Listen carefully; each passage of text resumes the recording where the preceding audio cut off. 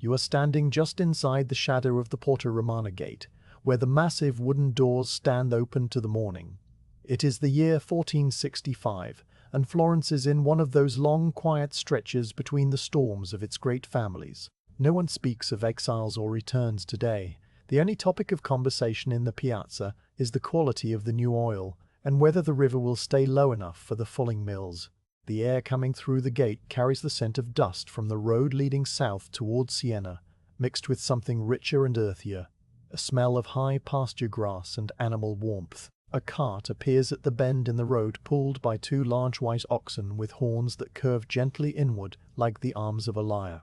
Their hooves make a soft clopping sound on the packed dirt that changes to a sharper clatter as they cross onto the first cobblestones of the city. The driver walks beside them with a long switch held loosely in one hand, though he does not use it except to tap the shoulder of the left ox when it drifts too close to the stone wall. He is a man from the Casentino Valley, up where the Arno is still a narrow stream running fast over pebbles, and the sheep graze on slopes that face the morning sun. His tunic is made of coarse brown wool undyed, and his face is lined from squinting into the wind for many years.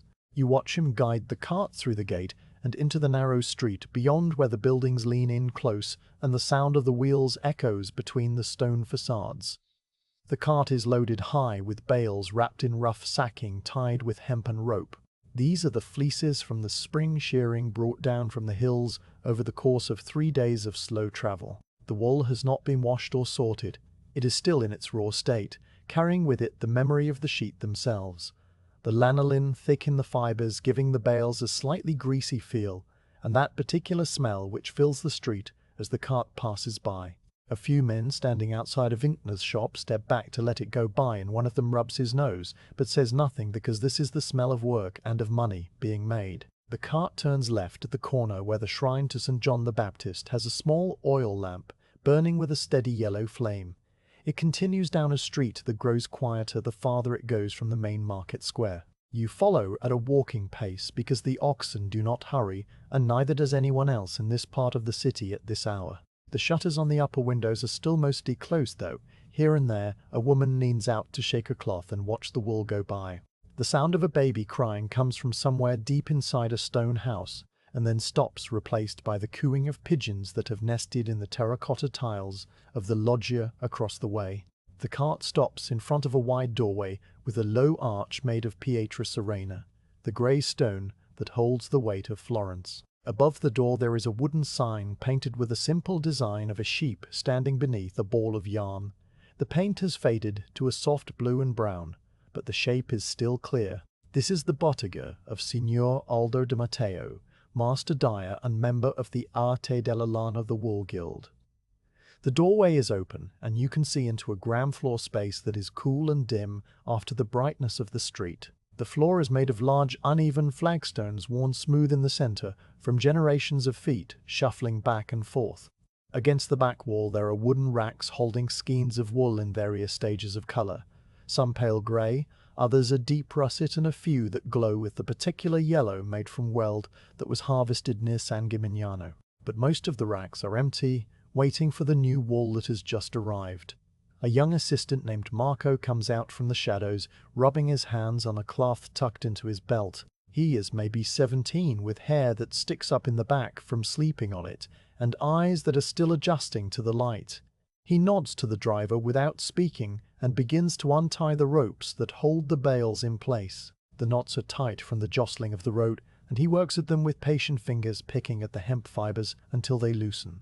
The driver helps by lifting the edge of a bale so the rope can slide free, and together they lower the first heavy bundle onto the flagstones.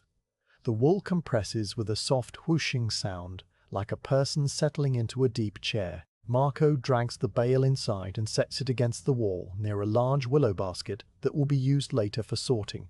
He goes back out and takes another bale, and then another. The process is slow and rhythmic. Untie the rope, lift the bale, lower it to the ground, drag it inside, return for the next. You count 6 bales in total, plus one smaller bundle wrapped in linen that the driver handles with more care. This smaller bundle contains the finest wool from lambs born in the early spring, and it is destined for a special order placed by a merchant who supplies cloth to the courts of Ferrara. Marco carries this one inside with both arms and places it on a low table away from the others. While the unloading continues, Signor Aldo himself appears at the top of a short flight of stone steps that leads up to the family quarters. He is a man of about 50 years, with a calm face and hands that are stained faintly blue around the nails and in the creases of his knuckles, from years of working with woad and indigo. He wears a simple tunic of dark wool and a soft cap that covers his graying hair. He descends the steps slowly, one at a time, holding the wall for balance, not because he is unsteady, but because there is no reason to move quickly. At the bottom, he crosses the workshop to a tall writing desk, set near the only window that faces the street. The desk has a slanted top, and on it rests a heavy leather-bound ledger with brass corners. He opens the ledger to a page mark with a strip of linen and picks up a quill that has been lying across the inkwell. The ink is a dark brown made from oak galls and iron, and he dips the quill, carefully tapping the excess against the rim of the well. The driver comes inside after the last bale has been moved, and he stands near the doorway, holding his cap in his hands. He is a man of few words and fewer gestures. He simply waits. Signor Aldo looks up and asks in a low voice that does not carry beyond the room, "Were the roads dry?" The driver answers that they were, except for a patch near Incisa, where a spring seeps across the stones, but the cart passed without trouble. Signor Aldo nods and writes something in the ledger. The scratching of the quill on the rough paper is the only sound for a long moment, aside from the pigeons who have started a soft rolling coo from the loggia rafters.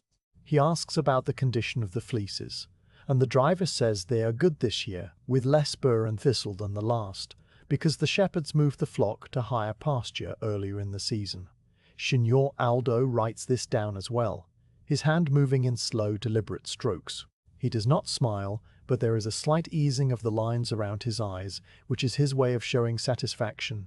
You stand in the corner of the workshop near a stack of empty dye vats that have been scrubbed clean and left to dry upside down. From this spot you can see the whole room, the bales of raw wool leaning against the wall, the willow baskets waiting to be filled, the racks of coloured skeins catching thin shafts of light from the high narrow windows, and Signor Aldo bent over his ledger, writing in a script that is neat and small. The air inside smells of damp stone and old lanolin, and underneath those there is a faint sharpness from the alum stored in a sealed jar in the back room. It is cool in here, even though the sun outside is beginning to warm the cobblestones. The thick stone walls keep the summer heat at bay, and in winter they hold the warmth of the small brazier that burns in the corner. This is a place built for slow, steady work that does not change with the seasons or the politics of the city. Marco has finished dragging the bales inside, and he stands now with his hands on his hips, breathing just a little harder than before. The driver has been paid. You see Signor Aldo count out several small silver coins from a leather pouch and place them into the driver's calloused palm. The driver looks at them briefly, slips them into a pocket sewn inside his tunic, and puts his cap back on. He says something about needing to be back on the road before the heat of the day, and Signor Aldo nods. The driver turns and walks out of the bottega, his footsteps fading as he heads back toward the Porta Romana gate to begin the long walk home with his empty cart. The oxen low once a deep sound that vibrates in your chest, and then they too are gone. The workshop settles into a deeper quiet now that the unloading is complete. Marco takes a drink of water from a clay jug that sits on a shelf near the back door. He pours it into a small cup and drinks slowly, looking out the doorway at the narrow strip of blue sky visible between the rooftops. A woman passes by carrying a basket of bread on her head, and she does not look in. A dog trots past with its nose to the ground and disappears around the corner. The city goes about its business, which on a day like this, in a year like 1465, consists mostly of small errands and quiet conversations. There are no processions, no visiting dignitaries, no news of battles won or lost. The great families of the city are elsewhere, for now scattered to villas in the countryside or to other cities where their presence is required or requested. Florence breathes easily in their absence, like a person who has set down a heavy load. Signor Aldo finishes his writing and closes the ledger. He runs his palm over the leather cover, smoothing it down before placing the quill back in its holder.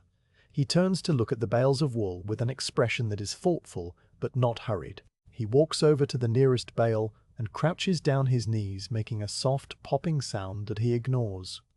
He unties one corner of the sacking and pulls out a handful of the raw fleece. He holds it up to the light that comes through the doorway and turns it, slowly examining the crimp of the fibers and the amount of vegetable matter tangled within.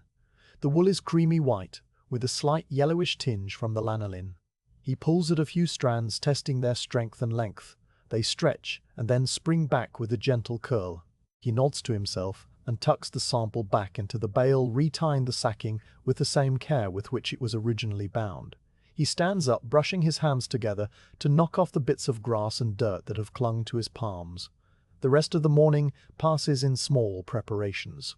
Marco sweeps the area where the bales were dropped, gathering up stray wisps of wool and bits of broken twine. He uses a broom made of bundled twigs that makes a soft shushing sound against the stone. Signor Aldo goes to the back room and you hear him moving jars and checking the seals on the storage crocks.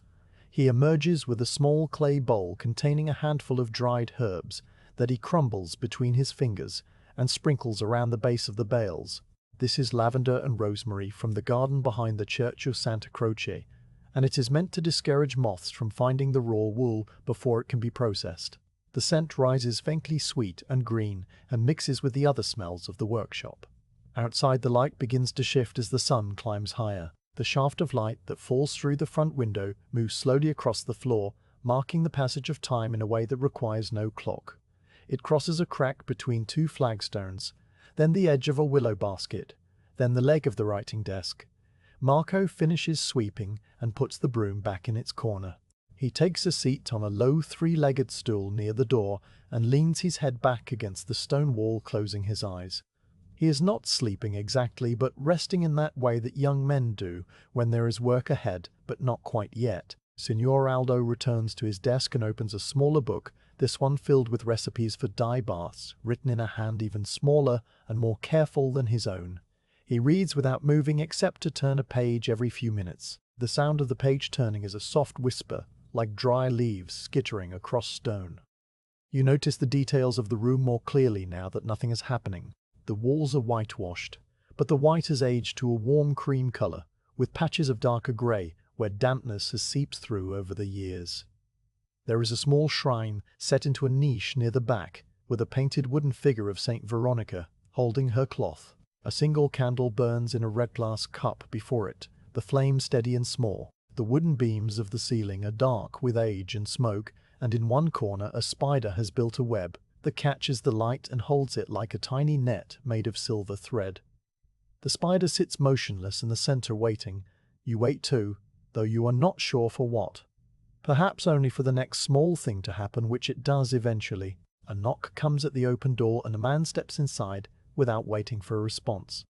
He is a neighbor, a weaver who works 2 streets over, and he has come to ask about the delivery. He and Signor Aldo speak in low voices about the quality of this year's clip and when the first finished yarn might be ready. The conversation is slow and filled with long pauses as they consider each point. The weaver leans against the door frame and crosses his arms. He mentions that his wife has made too much minestra and there will be a bowl sent over later. Signor Aldo thanks him, and the weaver leaves, his footsteps echoing down the empty street. The conversation. The departure all happen in a space of time that feels both brief and endless, like everything else in this workshop. The morning stretches into early afternoon. Marco opens his eyes and stretches his arms above his head, yawning widely. He stands up and goes to the water jug again. Signor Aldo closes the recipe book and places it back on a shelf above the desk. The bales of wool sit against the wall, unchanged, patient, and heavy. Tomorrow the sorting will begin. Tomorrow hands will pull apart the fleeces, separating coarse from fine. Tomorrow there will be the sound of the willow baskets being filled and the first fires lit under the wash cauldron. But today the wool simply rests. It has traveled down from the high pastures where the wind moves constantly through the grass and the sheep move slowly across the slopes, like clouds that have fallen to earth. It has come through the gate and into this cool stone room. It has settled into the quiet of Florence in the year between the years of importance. And you have watched it all unfold at the speed of a drifting cloud. The light continues to move across the floor. The candle before the shrine continues to burn. The pigeons continue to coo in the loggia. You close your eyes for a moment, and when you open them, nothing has changed except the angle of the shadows and the depth of the stillness. This is how the work begins, not with a bang or a shout, but with the slow arrival of wool on a quiet morning and the careful entry in a leather ledger written in brown ink by a man with blue-stained hands. The morning of the sorting arrives without announcement, just as all mornings do in the bottega of Signor Aldo. You are standing in the same corner near the empty dye vats where you stood the day before, though the light is different, now softer and more diffuse, because a thin layer of cloud has moved in from the west, muting the sharp edges of the shadows. The air inside the workshop feels heavier with the moisture that comes before rain. Though no rain will fall today, it will only threaten and then pass, leaving the stones dry and the sky a pale washed blue by late afternoon. Marco is already awake and moving, though he moves slowly, still shaking off the last threads of sleep. He has pushed the large willow baskets into the center of the room, arranging them in a row of 3. Each basket is as wide as a man's outstretched arms and woven from pale golden wands that have darkened with age and used to the color of toasted bread. The rims are wrapped in strips of linen to prevent the rough willow from snagging the wool. You watch him adjust the baskets, nudging them with his foot until they are perfectly aligned with the seam between 2 flagstones. He steps back and looks at his work, then nods once to himself, a small gesture of satisfaction. Signor Aldo descends the stone steps at his usual pace, holding the wall with one hand and carrying a small wooden box in the other. The box is old, with a lid that fits loosely, and a simple brass hasp that no longer catches. He sets it on the low table where the fine lamb's wool bundle rests, and opens it, revealing several tools of the sorting trade. There is a pair of iron shears with blades that cross and meet at a precise angle, their handles worn smooth and dark from decades of grip. There is a flat wooden paddle carved from beechwood used to press down the wall in the baskets as they fill. There is a small bone comb with teeth set close together for teasing apart matted fibers. And there is a roll of soft linen strips for binding any fleeces that are too tangled to work with immediately. Signor Aldo removes the shears and tests their action, opening and closing them slowly. The sound they make is a quiet, rhythmic snick-snick that fades into the background almost immediately. He sets them aside and looks at the first bale of wool, still bound in its rough sacking, where it leans against the wall. Marco goes to the ballet and unties the rope that holds it closed his fingers, working the knot with the same patience he showed the day before. The sacking falls open and the wool expands slightly, as if grateful to be released from its confinement. The smell of raw fleece rises stronger now that it is exposed, lanolin and grass and the faint musk of the sheep themselves, along with a hint of something green like crushed stems. Marco reaches in and pulls out a large section of the fleece, holding it with both hands as if it were a sleeping child. He carries it to the first willow basket and lays it gently over the rim, letting the edges drape down the outside. Then he steps back and waits, because the actual sorting is done by Signor Aldo himself or by his most trusted assistant. And today, the assistant is an older woman named Marta, who has just come in through the back door. Marta is a widow who lives 3 streets away in a small room above a cobbler's shop. She has worked for Signor Aldo for more than 20 years, ever since her husband, a fuller, died of a fever that swept through the Oltrano one wet spring. Her hands are the hands of someone who has handled wool since childhood. The fingertips are smooth from the constant friction of the fibers, the knuckles slightly swollen but still nimble. She wears a simple gown of dark grey wool with a white linen veil covering her hair tied under her chin. She does not speak. When she enters, only nods to Signor Aldo and to Marco, and then takes her place on a low stool set beside the first willow basket. She reaches into the fleece draped over the rim and pulls out a smaller handful about the size of a loaf of bread. This is where the work begins, and where you will stay for the rest of the morning, watching the slow repetition that turns a chaotic mass of raw wool into ordered piles of graded fiber. Marta holds the handful up to the light that comes through the high window, turning it this way and that. Her eyes narrow slightly as she assesses what she holds. The wool from a single sheep is not uniform. It varies depending on where on the animal it grew. The shoulders and sides yield the softest, finest fleece, suitable for the best cloth that will go to wealthy merchants and church vestments. The neck and lower legs produce coarser hair that is better suited for saddle blankets or the rough outer cloaks of shepherds. The belly wool is short and often dirty, with bits of straw and dung embedded deep in the fibers. All of this must be separated by hand, by feel, and by sight, a skill that cannot be taught quickly, but only absorbed over years of doing the same motions again and again. Marta begins with the handful she has chosen. She spreads it across her lap, a white cloud against the dark grey of her gown. She uses her left hand to hold the mass steady, while her right hand works through it, fingers moving like the tines of a slow rake. She finds a lock of the softest wool near the center and gently pulls it free, separating it from the coarser strands that surround it. This lock goes into the basket on the left, the one designated for fine wool. She finds a few strands of the rough outer hair, dark and almost wiry to the touch, and these go into the basket on the right. The middle basket is for wool that is neither exceptionally fine nor particularly coarse. It is the middling grade that will become everyday cloth for tunics and cloaks and blankets for ordinary people. Most of what Marta handles goes into this middle basket. The proportions are not equal because nature does not produce sheep with exact ratios of fine to coarse. Each fleece is different, and each handful within the fleece is different, and Marta's hands adjust without her seeming to think about it. The process repeats. Take a handful from the fleece on the rim. Spread it on the lap. Let the fingers find the variations in texture. Separate the fine from the coarse from the middling. Place each into its proper basket. Reach for the next handful. The sound in the room is a soft rustling and the occasional whisper of wool against wool as the piles in the baskets grow deeper.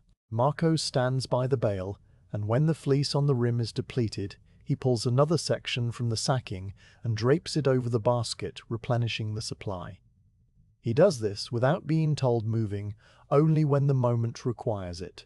The rest of the time he stands with his hands clasped behind his back, watching Marta's hands and learning even though he is not consciously trying to learn. The knowledge seeps in through his eyes and settles somewhere in his memory where it will be available when his own hands are old enough to take over the work. Signor Aldo has taken a seat at his writing desk, but he is not writing. He is watching as well, though his watching is different from Marco's. He is checking the quality of the sorting, noting which bale produces the highest proportion of fine wool and which yields more of the coarse. This information will go into the ledger later because it affects the pricing of the finished yarn and the allocation of the dye baths. The fine wool takes color differently than the coarse and requires a gentler hand in the vat. The middling wool can be treated with less caution. The coarse wool will be sent to a different dyer altogether, one who specializes in the dark browns and blacks, made from walnut husks and iron oxide. Signor Aldo makes a small note on a scrap of paper using a stub of graphite wrapped in twine. The note is just a few marks that only he can decipher. The light in the workshop shifts as the morning progresses. The thin cloud cover outside diffuses the sun so that there are no sharp beams moving across the floor, only a general illumination that seems to come from everywhere and nowhere at once. This light is kind to Marta's eyes, reducing the glare that can make fine distinctions difficult. She works without looking up, her head bent slightly forward, her veil swaying gently as she moves. You notice the rhythm of her breathing. It is slow and steady, matching the pace of her hands. Inhale as she reaches for a new handful, exhale as she separates and places.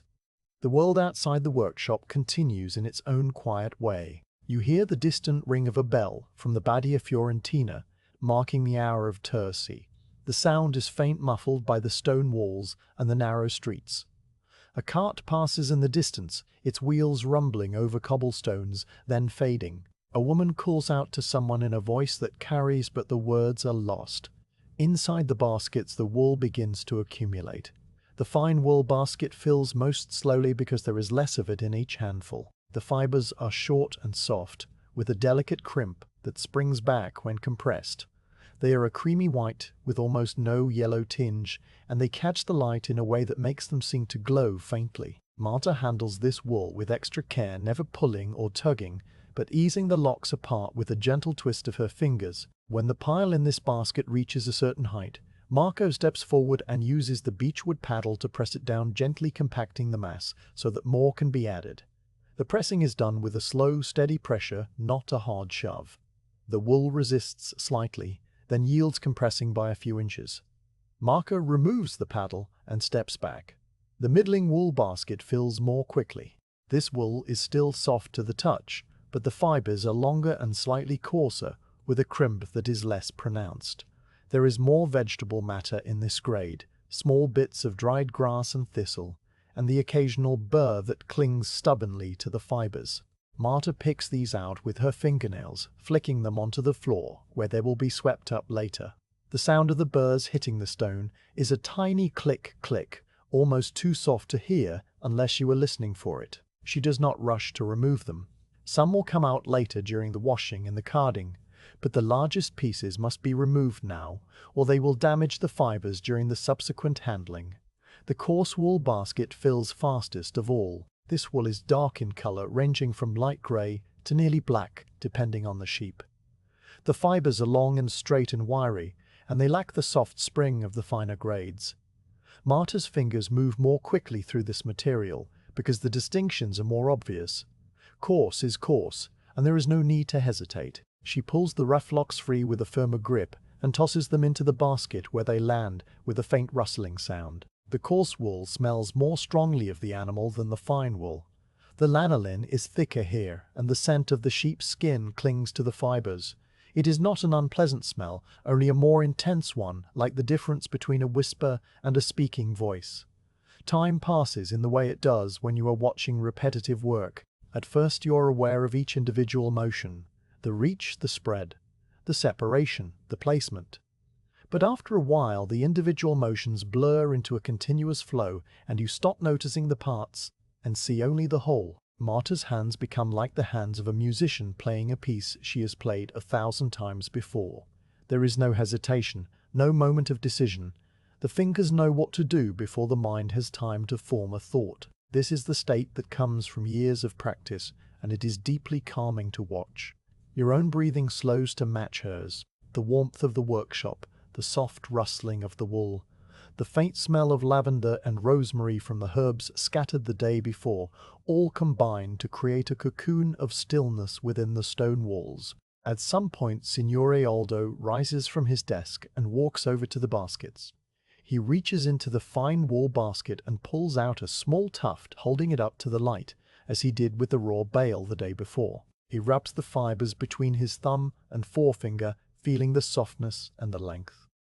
He nods and returns the tuft to the basket, smoothing it back into place. He does the same with the middling basket and then with the coarse. He says nothing because nothing needs to be said. The work is being done well, and that is all that matters. He returns to his desk and opens the leather ledger, making another entry with his quill. The scratching of the nib is the loudest sound in the room for a long moment. Marco brings Marta a cup of water from the clay jug. She takes it without interrupting the rhythm of her work, drinking with one hand while the other continues to hold a handful of wool in her lap. She hands the cup back, and Marco returns it to the shelf. He resumes his position by the bale, waiting for the moment when he will need to pull more fleece onto the rim. The first bale is nearly depleted now, its sacking lying limp and empty against the wall. Marco gathers the empty sacking and folds it carefully, setting it aside to be used again for storing finished yarn or for covering the vats. He unties the rope on the second bale and pulls a fresh section of fleece, draping it over the rim of the sorting basket just as the last of the first bale is used up. The transition is seamless. Marta's hands do not pause. The morning moves into early afternoon. The thin clouds outside begin to break apart, revealing patches of pale blue sky. A shaft of light finally finds its way through the high window and falls across the floor near the baskets, illuminating a rectangle of stone where tiny dust motes dance in slow spirals. The light does not reach Marta's hands, which remain in the softer ambient glow of the room's interior. This is intentional. Direct sunlight can bleach the color from wool over time and make it harder to judge the true shade of the fibers. The workshop is arranged with this knowledge in mind. The work areas placed where the light is consistent and gentle. You notice the pile of sorted wool in each basket has grown substantially. The fine wool basket is now half full its contents, a soft cloud of cream and white. The middling basket is nearly full to the brim, and Marco has pressed it down twice already. The coarse basket is overflowing, and some of the wiry locks have fallen to the floor around its base. Marta will gather these up later, but for now they lie where they fell, like small dark tumbleweeds on the grey stone. The fleece on the rim is dwindling again, and Marco prepares to pull more from the second bale. The process continues, as it will continue for the rest of this day and likely into the next, because there are 6 bales to sort, and each bale holds the fleeces of perhaps 20 sheep.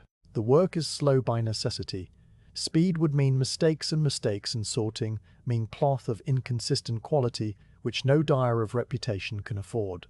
Signor Aldo closes the ledger and stands stretching his arms above his head in a gesture that is both slow and careful. He walks to the back room, and you hear him moving jars again, perhaps checking on the indigo that will be used later, or the alum that waits for the mordant bath. He returns with a small loaf of bread and a piece of hard cheese which he places on the corner of his desk. He breaks the bread into pieces and eats slowly, looking out the front door at the strip of street visible between the buildings. A cat walks past the doorway, pausing to look in with green eyes that reflect the light. It sees nothing of interest and moves on. Signor Aldo chews and swallows and breaks off another piece of bread.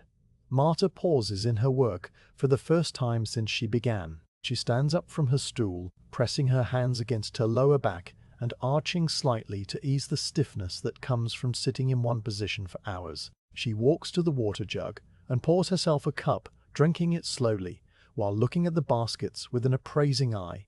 She reaches into the middling basket and pulls out a lock that she had placed there earlier. She examines it again and decides that it is actually fine enough for the left basket. She moves it over and then returns to her stool, resuming the same position and the same rhythm. The correction was small, almost imperceptible, but it matters to her. The wool must be sorted correctly. The afternoon light begins to take on the golden quality that comes in the hours before evening. The shaft of sun through the high window has moved across the floor and now climbs the opposite wall, illuminating a patch of whitewash where someone long ago scratched a small drawing of a fish. You had not noticed it before, but now it is visible, a simple outline made with a nail or a knife point. Who drew it, and when, and why, you cannot know. Perhaps a child of a previous dyer bored on a rainy afternoon. Perhaps an apprentice who is now old or dead. The fish swims in the light for a while, and then the light moves on, and the fish fades back into the anonymity of the wall. Marco pulls the last of the second bale onto the rim and folds the empty sacking. He stacks it with the first. 2 bales, sorted 3 more to go, plus the small bundle of fine lamb's wool that will be saved for last. The work will stop soon when the bell for Vespers rings from the Badia. Marta will rise and stretch and walk home to her room above the cobbler's shop. Marco will sweep the floor, gathering up the stray bits of wool and the burrs and the dust that has accumulated. Signor Aldo will close the ledger and climb the stone steps to his quarters, where a bowl of minestra from the weaver's wife may or may not be waiting. The baskets will sit in the center of the room, covered with linen cloths, to keep off the dust and the moths. The wool will rest as it rested after its journey from the hills. Tomorrow the sorting will continue. Tomorrow there will be more of the same slow, patient separation of fiber from fiber, and you will watch, or you will sleep, or you will simply let the quiet rhythm of the workshop carry you into the evening. The bell rings faint and distant. Marta places the last handful of the day into the middling basket and wipes her hands on her gown. She stands and nods to Signor Aldo, who nods back. She walks out the back door, and her footsteps fade down the narrow alley. Marco picks up the twig broom and begins to sweep. The sound is soft and regular, like waves on a shore made of stone. You close your eyes and listen. The day of the washing begins with the smell of wood smoke drifting through the open back door of the bottega. You are standing in the courtyard, a small rectangular space enclosed by stone walls on 3 sides and the back of the workshop on the 4th. The sky above is a pale, even blue with no clouds, and the air is cool enough that your breath makes a faint mist when you stand in the shadow. Marco is already here, having risen before the sun to prepare the fire. He kneels beside a large copper cauldron that sits on a raised platform of brick and stone, its bottom blackened from countless fires. The cauldron is wider than a man's arms can reach, and deep enough that you could not see the bottom if you stood beside it. It holds perhaps 60 gallons of water, though it is empty now. Its interior a dull reddish brown with a green patina around the rim where water has splashed and dried over the years. Marco has gathered a pile of split wood from the shed against the courtyard wall. The wood is a mix of olive trimmings and scraps from a carpenter's shop, thin pieces that will catch quickly and thicker logs that will burn slow and steady. He arranges them in the firebox beneath the cauldron, with care. First a nest of dried twigs and shavings, then small sticks laid crosswise, then larger pieces balanced on top. He strikes a spark from a flint and steel, catching it on a bit of charred linen cloth, and blowing gently until the flame appears small and orange and flickering. He touches the flame to the twigs and watches as the fire takes hold, first hesitantly, then with more confidence. The sound of the fire is a soft crackling like the rustle of stiff paper. Thin grey smoke rises and curls around the bottom of the cauldron before finding its way up and out into the open air above the courtyard. While the fire grows, Marco goes to the well, a circular opening in the corner of the courtyard, protected by a low stone curb and a wooden cover. He lifts the cover and lowers a leather bucket on a rope. The splash when it hits the water is distant and hollow. He draws the bucket up hand over hand and carries it to the cauldron, pouring the water in with a long, smooth motion. The water is cold and clear, with a faint mineral taste that comes from the deep aquifer beneath the city. He makes this trip many times back and forth from well to cauldron until the copper vessel is nearly full. By the time he finishes, his arms are tired, though he does not complain. The fire has grown stronger now, and the first small bubbles begin to form on the inner surface of the copper, a sign that the water is beginning to warm. Signor Aldo appears in the doorway that leads from the workshop to the courtyard. He carries a large earthenware jar in both arms, holding it against his chest. The jar is sealed with a wooden lid that has been coated in beeswax to keep out moisture. Inside is the soft soap called savone, made from the lees of olive oil mixed with the fine ash of burnt beechwood, and then boiled and cooled and cut into pale yellow cakes. The soap has been curing for several weeks in a cool, dark corner of the back room, and now it is ready. Signor Aldo sets the jar on a low bench near the cauldron and removes the lid. The smell of the soap rises clean and slightly nutty, like fresh olives crushed under a stone. He takes out a cake about the size of his palm and holds it over the water, rubbing small flakes from its surface with his thumb. The flakes fall into the cauldron and dissolve almost instantly, leaving no trace. Marco uses a long wooden paddle to stir the water in a slow circle. The motion is deliberate and steady, with no splashing. The paddle moves through the water, making a soft, sloshing sound that echoes against the stone walls. The soap disperses and the surface of the water changes its texture. It becomes smoother and slightly milky, and when the paddle lifts out, a thin film clings to the wood. The water is heating, but it will not boil. Signor Aldo is very clear about this. The water must be warm enough to melt the lanolin that coats the wool fibers, but not so hot that it shocks the fiber and causes it to felt and mat together. The ideal temperature is just below a simmer, where a finger dipped in would feel a pleasant warmth but not pain. He tests the water by dipping the tip of his smallest finger into the cauldron, holding it there for a slow count of 5. He nods and tells Marco to add a little more wood to the fire, but only small pieces. The wool that was sorted over the previous days now waits in the workshop, piled in the 3 willow baskets covered with linen cloths. Marta has finished the sorting of all 6 bales, and the wool is ready for its first bath. Marco goes inside and returns carrying one of the baskets of middling wool, the largest quantity and the one that will be washed first. The basket is heavy, and he walks carefully, watching his feet on the uneven stones of the courtyard. He sets it down near the cauldron and removes the linen cover. The wool inside is a soft, creamy white with flecks of brown and grey from the coarser strands that were not quite coarse enough for the right-hand basket. It still carries the smell of the sheep and the high pastures, and when Marco reaches in and lifts out a large armful, the mass of it seems to breathe, expanding as the fibers are freed from the compression of the basket. He lowers the first armful into the warm, soapy water. The wool floats at first, reluctant to absorb the liquid. Marco uses the paddle to press it down gently, submerging it until the water closes over the top. Bubbles rise and break on the surface, small and iridescent. The wool darkens as it soaks through, changing from cream to a wet greyish yellow. The smell of warm, wet sheep rises from the cauldron, earthy and animal, but not unpleasant. It is the smell of something natural being cleaned of its wildness. Marco adds more wool, pushing each new handful under the surface with the same slow pressure. The cauldron fills with wool until it is about 2/3 full, and then he stops. The wool drifts in the warm water, some strands floating free, others still clumped in the shape of the handfuls they were pulled from. Signor Aldo takes the paddle from Marco and begins to stir. His motion is different from Marco's slower and more deliberate figure-8 pattern that moves the wool in a gentle current around the inside of the cauldron. The water swirls and the wool swirls with it, turning over and over in a lazy dance. The purpose is not to agitate the fibers which would cause felting, but to allow the warm soapy water to reach every strand and dissolve the lanolin that coats them. The lanolin is a waxy grease produced by the sheep's skin to protect the fleece from rain and cold.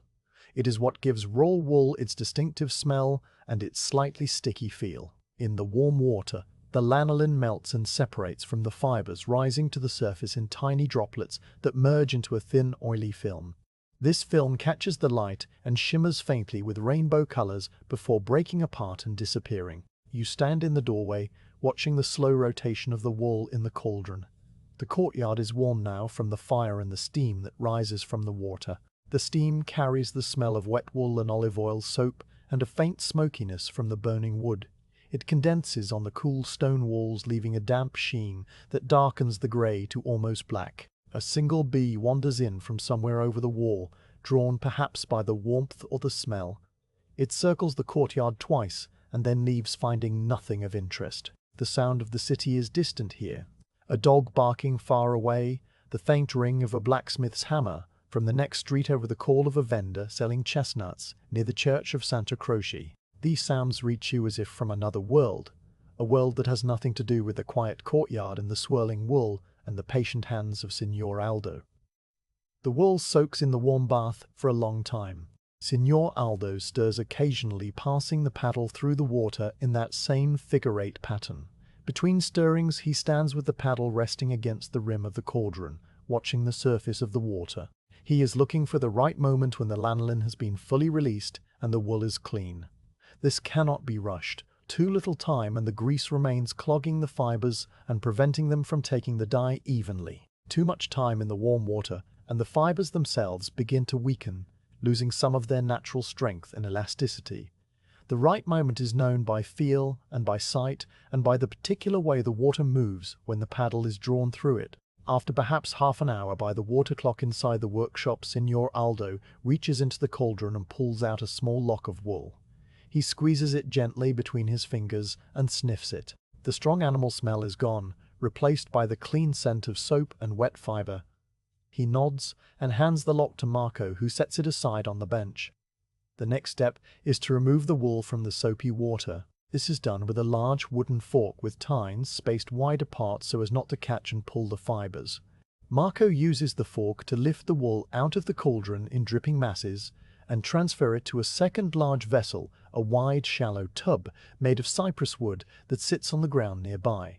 The tub is filled with clean, cold water drawn fresh from the well. As each mass of wool hits the cold water, a small cloud of soap rises and disperses. The shock of the cold water does not harm the wool. In fact, it helps to close the microscopic scales on the fibers and restore some of the crimp that the warm water relaxed. Marco submerges each batch of wool using the wooden fork, pressing it down until it is fully wet and then leaving it to soak.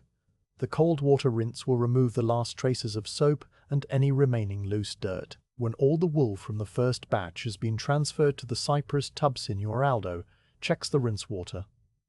He dips a hand in and rubs his fingers together, feeling for any slipperiness that would indicate residual soap. The water feels clean and clear. He tells Marco to drain the tub. There is a wooden plug near the bottom and Marco pulls it free. The water runs out through a channel cut into the stone floor of the courtyard, flowing toward a drain that leads to the street and eventually to the Arno. The sound of the draining water is a soft gurgle that fades as the tub empties. The clean, wet wool sits in a pile at the bottom, glistening and pale. Marco lifts it out with the fork and spreads it on a large wooden rack set against the courtyard wall. The rack is made of smooth poles laid parallel with gaps between them to allow air to circulate. He spreads the wool in a thin, even layer, fluffing it with his fingers so that no clumps remain. The wool will dry here in the open air, protected from direct sun by the angle of the courtyard walls. The process repeats with the next basket of wool and then the next. The fire beneath the cauldron is tended carefully, adding a piece of wood when the flames begin to die back, removing a piece if the water seems too hot. Marco becomes skilled at reading the fire, watching the color of the coals and the way the steam rises. Signor Aldo continues to stir with his slow figure-8 motion. The smell of clean, wet wool fills the courtyard, now a soft, pleasant smell like a field after rain. The bee returns, or perhaps a different bee, and this time it settles on the rim of the cypress tub, where a drop of water gleams. It drinks and then flies away over the wall. The morning passes in this rhythm. Lift the wool from the basket, lower it into the warm soapy water, stir and wait. Lift it out again into the cold rinse drain and spread to dry. The baskets empty one by one. The rack fills with pale wet wool that slowly begins to lighten in color as the water evaporates. The fine wool from the left basket is washed last with extra care. Signor Aldo handles this batch himself, using an even slower stirring motion and a shorter soaking time because the fine fibers are more delicate. When the fine wool comes out of the rinse, it looks almost white. A soft cloud of fiber that catches the light and holds it. He spreads it on a separate section of the rack, away from the coarser wool, so that the fibers will not mingle. Marco takes a break in the middle of the day, sitting on the low stone curb of the well and eating a piece of bread with a small wedge of cheese. He drinks water from the clay jug and looks up at the patch of sky visible above the courtyard. A few thin clouds have appeared, moving slowly from west to east. They are high and wispy, the kind that do not bring rain. Marco watches them for a while, chewing slowly. Then he stands, brushes the crumbs from his tunic and returns to the work. Signor Aldo has not stopped. He has been stirring the final batch of middling wool, his arm moving with a steady, tireless rhythm. By late afternoon, all the wool has been washed and rinsed and spread on the rack to dry. The cauldron is empty and the fire beneath it has been allowed to die down to a bed of glowing coals. Marco uses a long-handled ladle to scoop out the remaining water and pour it onto the stones where it runs toward the drain. The cauldron is left to cool slowly. The soap jar is sealed and returned to the back room. The wooden paddle and fork are rinsed and set against the wall to dry. The courtyard is quiet again, except for the faint hiss of the dying coals and the occasional drip of water from the wool on the rack. Signor Aldo walks along the rack, examining the drying wool. He touches a few places where the fibers have clumped together and gently teases them apart with his fingertips. The wool is clean now and soft and ready for the next step, which will be the mordant bath that opens the fibers to receive color. But that will come another day. For now, the wool simply rests drying in the cool air of the courtyard. The color of the drying wool is a pale cream with subtle variations that will disappear once the dye takes hold. It is beautiful in its own quiet way, the color of unbleached linen and winter sunlight. You notice that the light in the courtyard has begun to change as the afternoon moves toward evening. The walls cast longer shadows, and the warmth of the day begins to fade. Marco sweeps the courtyard, gathering up stray bits of wool that fell during the transfer, and any twigs or leaves that have blown in. He empties the sweepings into a bucket to be used as kindling later. Signor Aldo stands at the doorway, looking back at the rack of wool, and then at the sky. He seems satisfied, though his face shows little expression. He turns and goes inside, climbing the stone steps to his quarters. Marco follows soon after, pulling the wooden door closed behind him, but not latching it. The courtyard is left to the evening and to the wool that will dry slowly overnight. The rack of wool glows faintly in the fading light, a pale presence against the dark stone. A moth flutters near it, but does not land, repelled, perhaps by the lingering scent of the lavender that was scattered in the workshop. The sounds of the city grow softer as the day ends. The blacksmith's hammer stops, the vendor's call ceases, the dog falls silent. The only sound is the soft rustle of the wool shifting slightly as it dries and the distant murmur of the Arno moving past the city on its way to the sea. You stand in the courtyard for a long moment, feeling the cool air on your face. The wood is clean. The work is done for today. Tomorrow there will be more steps, more vats, more waiting. But tonight there is only the quiet and the pale wool resting under the darkening sky. The wool from the washing has dried now over 2 full days and 2 quiet nights in the courtyard. You stand in the workshop where the light of morning filters through the high windows, finding the racks of clean fleece that Marco brought inside yesterday evening before the dew could settle. The wool is transformed from the raw greasy mass that arrived on the ox cart. It is pale and soft and full of air with a lightness that makes it seem almost to float above the wooden poles that support it. The smell of sheep is gone, replaced by a faint, clean scent, like dried grass in a summer field. Signor Aldo runs his hand over a section of the fine wool, feeling the way the fibers spring back under his palm. The washing has not damaged the crimp. The wool still has its natural bounce and elasticity. This is good because the next step will test the strength of every strand. The modern bath is a thing of patience and precise measurement. It is not like the washing, which was forgiving of small variations in temperature and time. The mordant is chemistry in its oldest form, a process of bonding that prepares the wool to receive and hold the color that will come later. Without the mordant, the indigo would sit on the surface of the fibers and wash away in the first rain, leaving the cloth pale and streaked. With the mordant, the color enters the fiber itself, becoming part of the wool, rather than merely a coating upon it. Signor Aldo has explained this to Marco many times, using the same slow words and the same patient gestures. The wool, he says, is like a locked door, and the mordant is the key that opens it so the color can walk inside and make itself at home. You follow Signor Aldo into the back room, a space you have glimpsed but never fully entered. It is smaller than the main workshop, and darker, with only one narrow window set high in the wall. Shelves line every available surface, holding jars and crocks, and small wooden boxes, each labeled with a symbol or a word written in that same careful script that fills the ledger. Some jars contain dried plants, weld for yellow, madder root for red, and the dark leaves of woad that give a paler blue than the indigo. Others hold minerals and earths, a grey powder that is iron oxide, a reddish clay from the hills near Siena, and a jar of bright yellow crystals that catch the faint light and glint. But the jar that Signor Aldo reaches for is larger than the others, made of thick green glass with a wide mouth, sealed with waxed linen and a wooden stopper. Inside are crystals of alum, clear as spring water, and sharp as broken glass, though smoother to the touch. The alum comes from the mines of Tolfa, a place far to the south where the earth yields this mineral in great abundance. It arrives in Florence on mule trains that wind down from the mountains, carrying heavy sacks that are traded for good silver coin.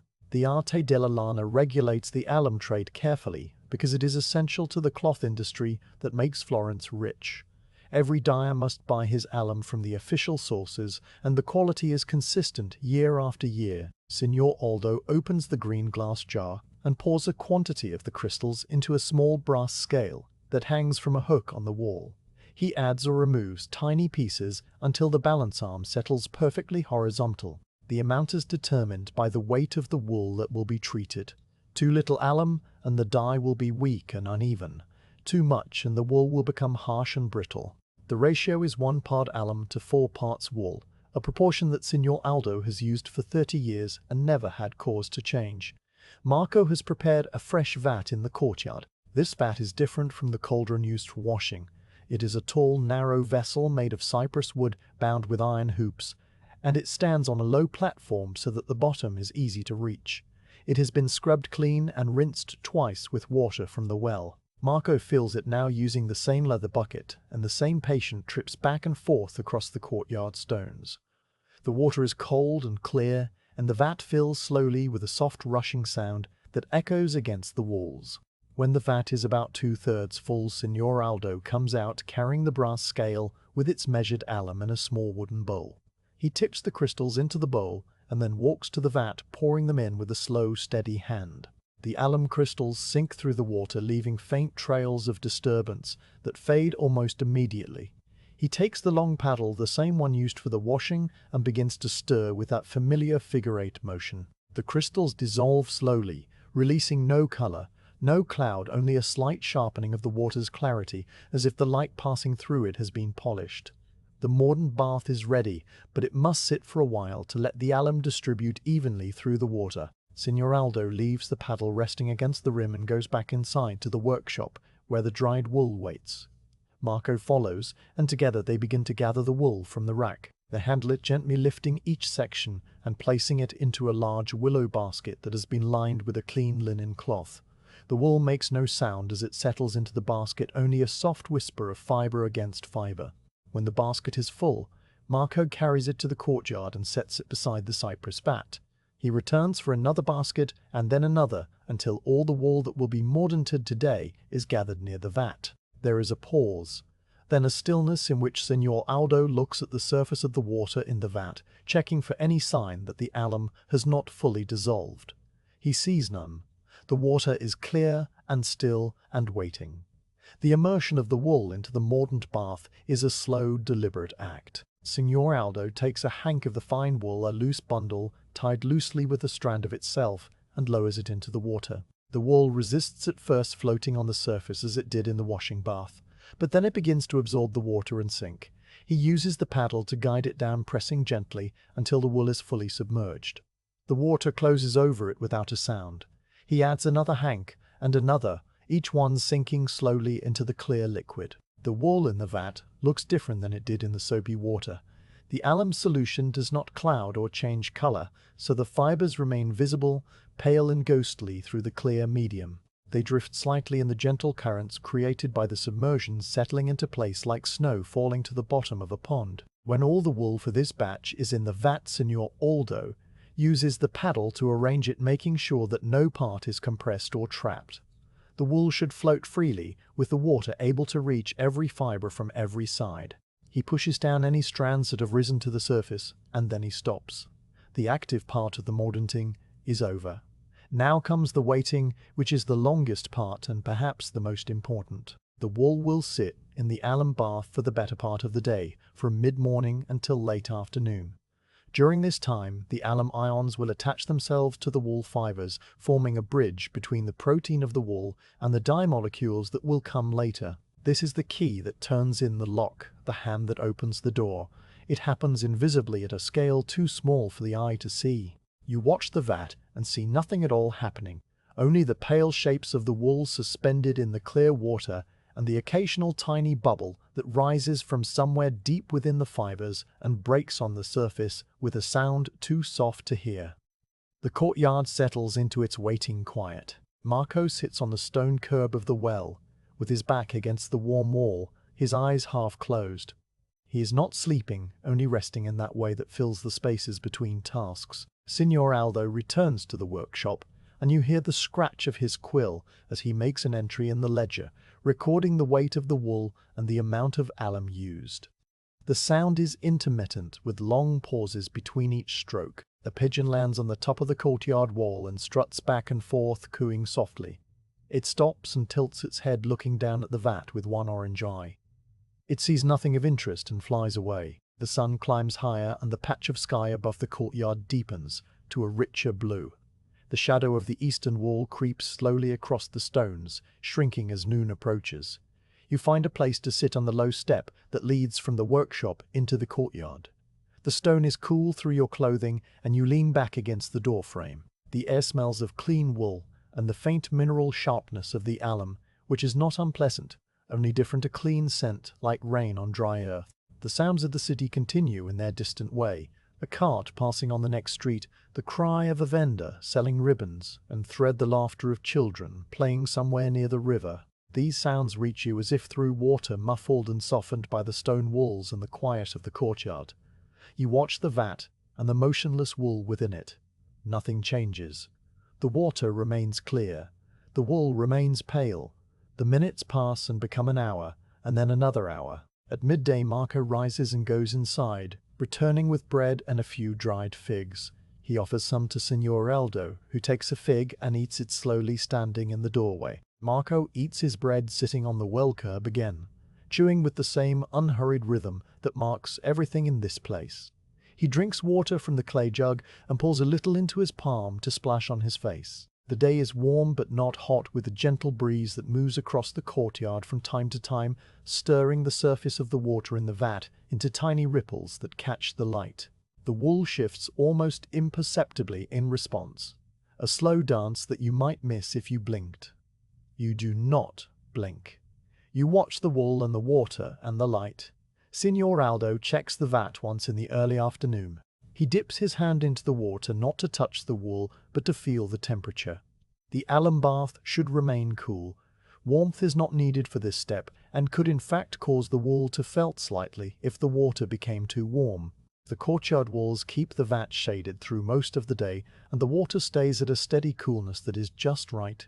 He withdraws his hand and shakes the drops from his fingers. He looks at the wool through the clear water, noting how the fibers have opened slightly, their scales lifted by the mild astringent action of the alum.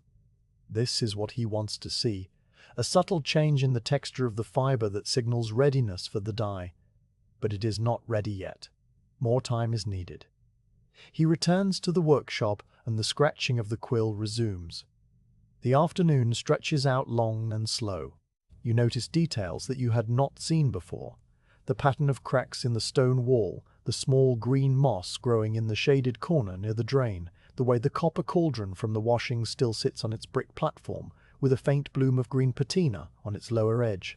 A butterfly brown and orange with small eye spots on its wings flutters over the wall and lands on the rim of the cypress vat. It rests there for a long moment, opening and closing its wings slowly. Then it too leaves, and the courtyard is still again. The wool continues to soak in its clear bath, invisible bonds forming between mineral and fiber, a quiet chemistry that asks for nothing but time. When the light begins to take on the golden quality of late afternoon, Signor Aldo comes out to the courtyard again. He stands beside the vat and looks down at the wool for a long while. He reaches in with both hands and lifts one of the hanks clear of the water. The alum solution drips from the fibers in bright drops that fall back into the vat with small plinking sounds. He holds the wool up, letting the light pass through it.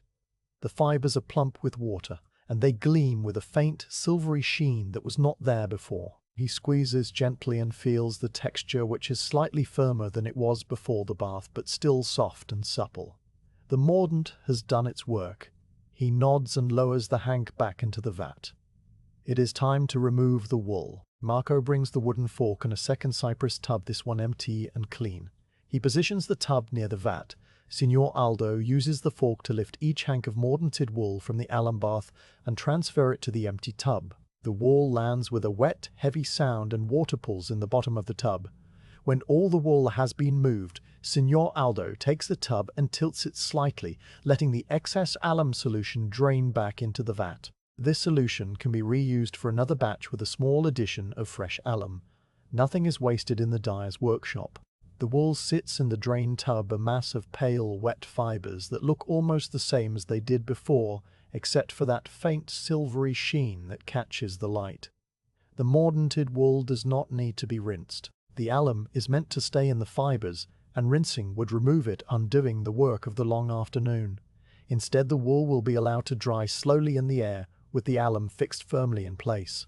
Marco carries the tub to the drying rack, which has been cleared of the clean, dry wool.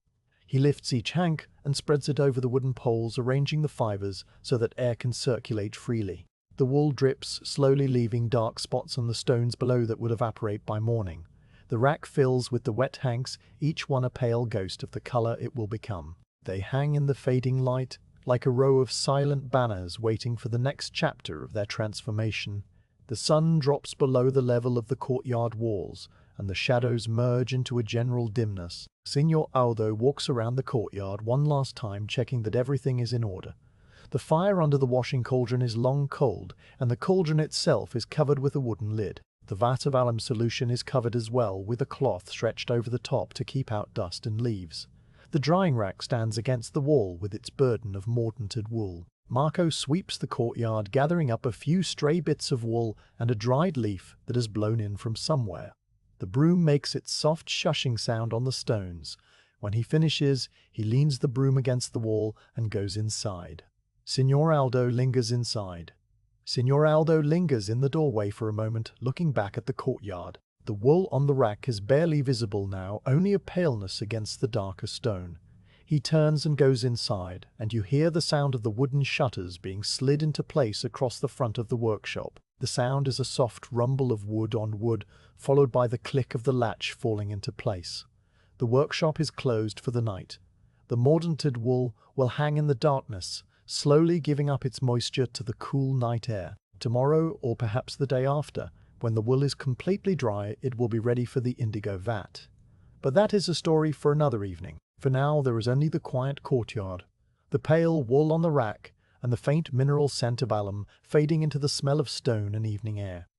You close your eyes and let the stillness of the modern bath carry you into sleep. The indigo arrives on a Tuesday morning without ceremony or announcement, carried by a man who has walked from the port of Livorno over the course of 4 days. You were standing in the workshop when you hear the sound of footsteps in the street outside, footsteps that are heavier and slower than the usual light tread of neighbors and customers. Marco looks up from the basket he is weaving a new rim onto, and Signore Aldo pauses with his quill suspended above the ledger. The footsteps stop at the doorway, and a figure appears, blocking most of the light that comes through the opening. He is a courier employed by the merchant house that trades in goods from the east. A man of middle years with broad shoulders and a face weathered by sun and salt wind. He carries a small cask bound with iron straps and sealed with red wax that bears the imprint of a ship and a tower. The cask is not large, perhaps the size of a good melon, but the man holds it with both arms as if it contains something precious, which it does. Signor Aldo rises from his desk and crosses the workshop to meet the courier at the threshold. They exchange a few words in low voices, words that you cannot quite hear from your corner near the dye vats. The courier hands over the cask and Signor Aldo takes it, feeling its weight and turning it in his hands to inspect the wax seals. He nods and the courier touches his cap in a small gesture of farewell before turning and walking back the way he came, his footsteps fading into the general murmur of the street. The cask is now inside the workshop, resting on the low table where the fine lamb's wool had sat during the sorting. It sits there quietly, a dark object against the pale stone wall, its iron straps dull with a faint bloom of rust, and the wood of the cask itself darkened by the oils of many hands. This cask contains indigo, or as the Florentine dyers call it, guado di Baghdad, to distinguish it from the local woad that gives a paler blue. The indigo comes from far away from lands where the rivers run warm and the sun beats down on fields of a small shrub with delicate leaves. The leaves are harvested and soaked in great vats, and the blue pigment settles out as a fine silt that is pressed into cakes and dried in the sun. These cakes travel by camel and by galley across deserts and seas, changing hands many times before they reach the port of Livorno, and then the stone streets of Florence. The journey takes months and sometimes years, and at every step the price increases. By the time a cask like this one reaches Signor Aldo's workshop, it is worth a substantial sum more than a laborer might earn in a full year. This is why the cask is small and why it is handled with such care. Signor Aldo lets the cask sit on the table for a while, as if allowing it to become accustomed to the workshop's air. He returns to his desk and finishes the entry he was making before the interruption, the scratching of the quill, resuming its slow rhythm. Marco goes back to his basket, weaving thin willow wands between the existing spokes with patient fingers. The morning light moves across the floor in its familiar track, touching the edge of the table, and then the cask itself, illuminating the red wax seals so that the ship and tower seem to glow faintly. You watch the cask and wait, because you have learned that nothing in this workshop happens quickly. The indigo has traveled for many months to arrive here. It can wait a little longer. After a time, Signor Aldo closes the ledger and stands. He walks to the back room and returns with a small hammer and a thin chisel, tools that are kept for just this purpose. He sets them on the table beside the cask, and then he removes his soft cap and places it on the corner of the desk, a gesture that seems almost ceremonial, though he would never call it that. He takes the chisel and positions its tip at the edge of the wax seal where it meets the wood of the lid. The hammer strikes once, a light tap that cracks the wax but does not shatter it. He moves the chisel and taps again, working his way around the circumference of the lid. The sounds are small and precise: tap, pause, tap, pause, tap. The red wax breaks away in pieces that fall onto the table, each one showing a fragment of the ship or the tower. Marco has stopped his weaving and watches from his stool, his hands resting motionless on the half-finished basket. When the seal is fully broken, Signor Aldo sets down the hammer and chisel and uses his fingers to pry the lid from the cask. The wood resists at first, having swelled and tightened during its long journey through varying climates, but it yields with a soft popping sound. He lifts the lid away and sets it aside. Inside the cask, packed in a bed of fine sawdust, are several dark cakes, each about the size of a man's palm and perhaps 2 fingers thick. They are not blue, as you might expect, but a deep greyish purple so dark it is nearly black, with a faint bloom on the surface like the skin of a ripe plum. This is the concentrated indigo pigment before it has been transformed by the chemistry of the vat. It has almost no smell, or rather a smell so faint that you must bring your nose close to detect it. A dry, earthy scent like old leaves and distant rain. Signor Aldo reaches into the cask and lifts out one of the cakes. He holds it up, turning it in the light that comes through the doorway. The surface is slightly rough, with tiny cracks that catch the light and glitter faintly. He weighs it in his palm, feeling its density. Indigo is heavy for its size, heavier than one might expect from looking at it. He places the cake back in the cask and removes a second one, and then a third, until all the cakes are lined up on the table in a neat row. There are 7 of them, each one a small fortune in compressed blue. He counts them twice, touching each one with the tip of his finger as he goes.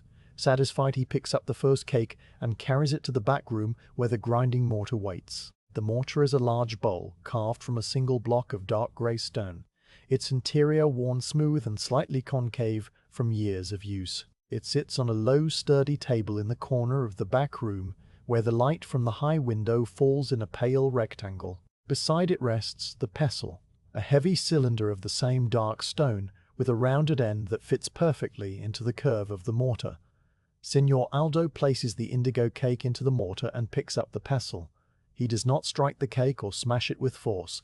Instead, he presses down with a steady, grinding motion, rotating the pestle in a slow circle. The cake resists, at first its compressed layers holding firm, but then it begins to crack and crumble.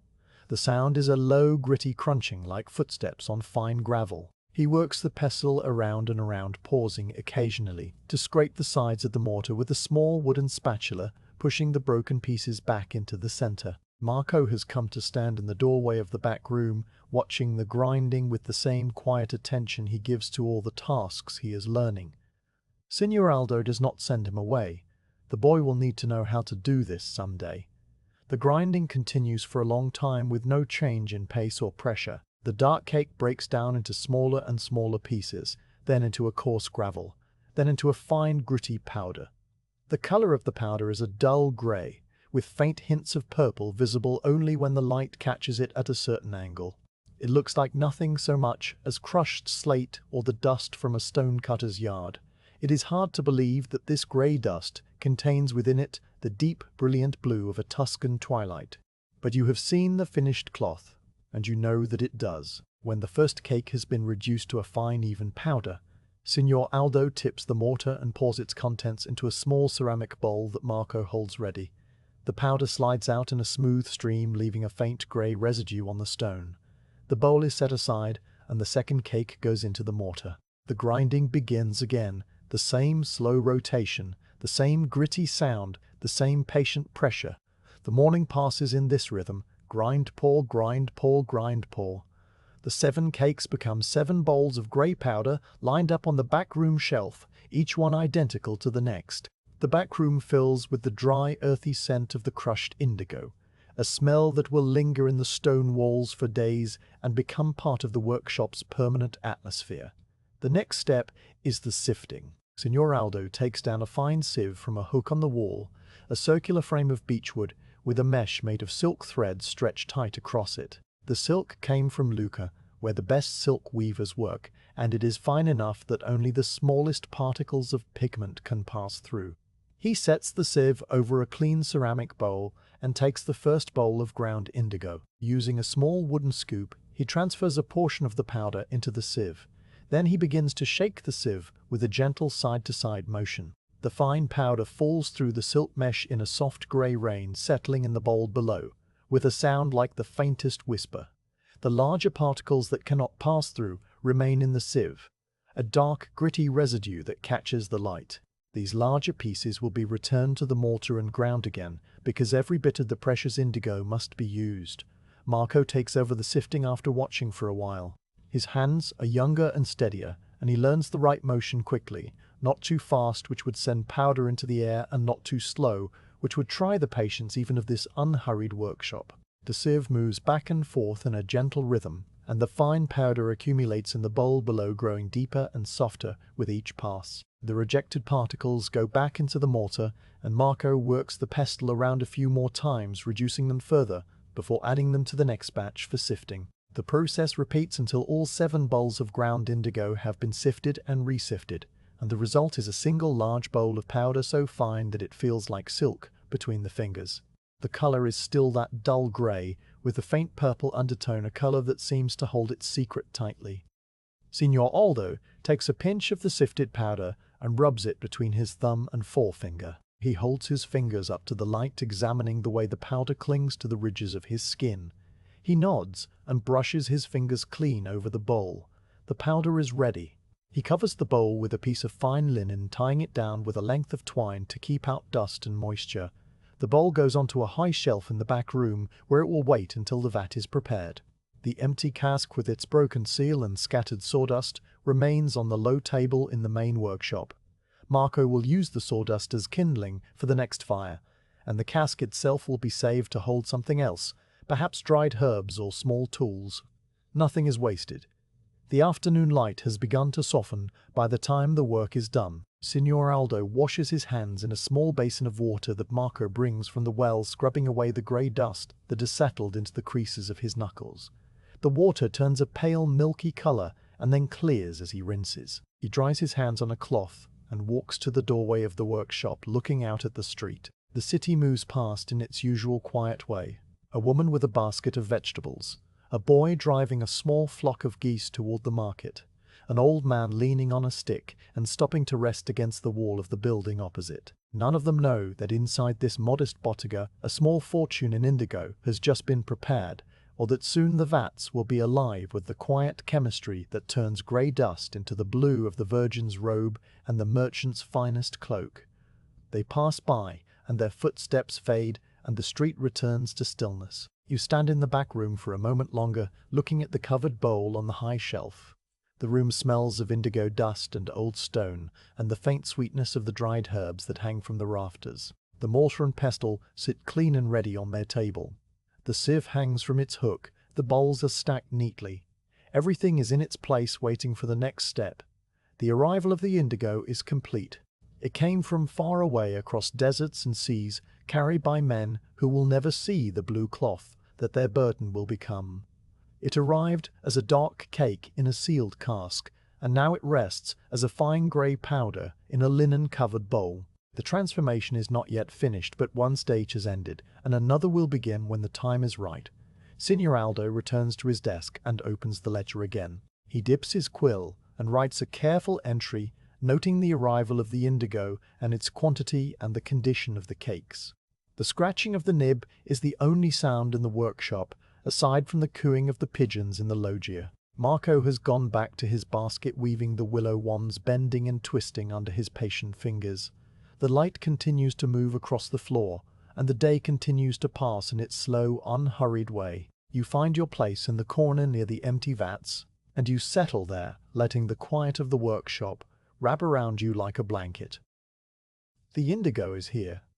The wool is mordanted and dry. All that remains is the making of the vat and the long, slow steeping that will call the blue out of the grey. But that is for another day. For now there is only the stillness and the faint scent of crushed indigo and the soft sounds of a workshop at rest. The vat that will hold the indigo bath is not like the other vessels in the workshop. You have seen the copper cauldron used for washing, and the cypress tub used for rinsing, and the wide shallow trays used for mordanting small batches. This vat is different, a thing of earth and age and deep stillness. It stands in the far corner of the back room, away from the door and the high window where the light is dim and constant throughout the day. The vat is a large earthenware jar, taller than a man's waist and wider than his arms can encircle, glazed on the inside with a dark brown slip that has crackled over the years into a fine web of lines like the surface of a dried riverbed. The outside is unblazed, rough and porous, the color of baked clay with patches of darker staining where liquids have seeped and evaporated over many seasons. This vat is old, older than Signor Aldo himself, perhaps older than his father, who was also a dyer in this same workshop. It was made by a potter in Impruneta whose name is forgotten, but whose work endures, sunk halfway into the stone floor so that the rim rises only to the height of a man's knee. The reason for sinking the vat into the floor is simple and important. The fermentation that makes the indigo soluble is a living process dependent on the warmth of the earth. In summer, the ground keeps the vat cool, preventing the bath from overheating and dying. In winter, the ground holds what little warmth there is, steadying the temperature against the cold drafts that seep through the stone walls. The vat has been in this same spot for as long as anyone can remember its base, resting on packed earth beneath the flagstones, its rim surrounded by a low curb of mortared stone that keeps out dirt and stray feet. A wooden lid fits over the top made of thick cypress planks with a small hole in the center through which the paddle can be inserted without fully uncovering the bath. The lid is heavy and must be lifted with both hands. Marco struggles with it each time, though Signore Aldo manages it with a single smooth motion born of long practice. The making of the vat begins early in the morning, before the city is fully awake. You stand in the back room where a single oil lamp burns on a shelf, casting a soft yellow glow that pushes back the shadows only a little. Signor Aldo has removed the wooden lid and set it against the wall. The interior of the vat is a dark void that smells faintly of old indigo and something sharper, a metallic tang that lingers from the last bath prepared many weeks ago. The vat has been cleaned since then, scrubbed with water and a handful of coarse sand, then rinsed and left to dry completely.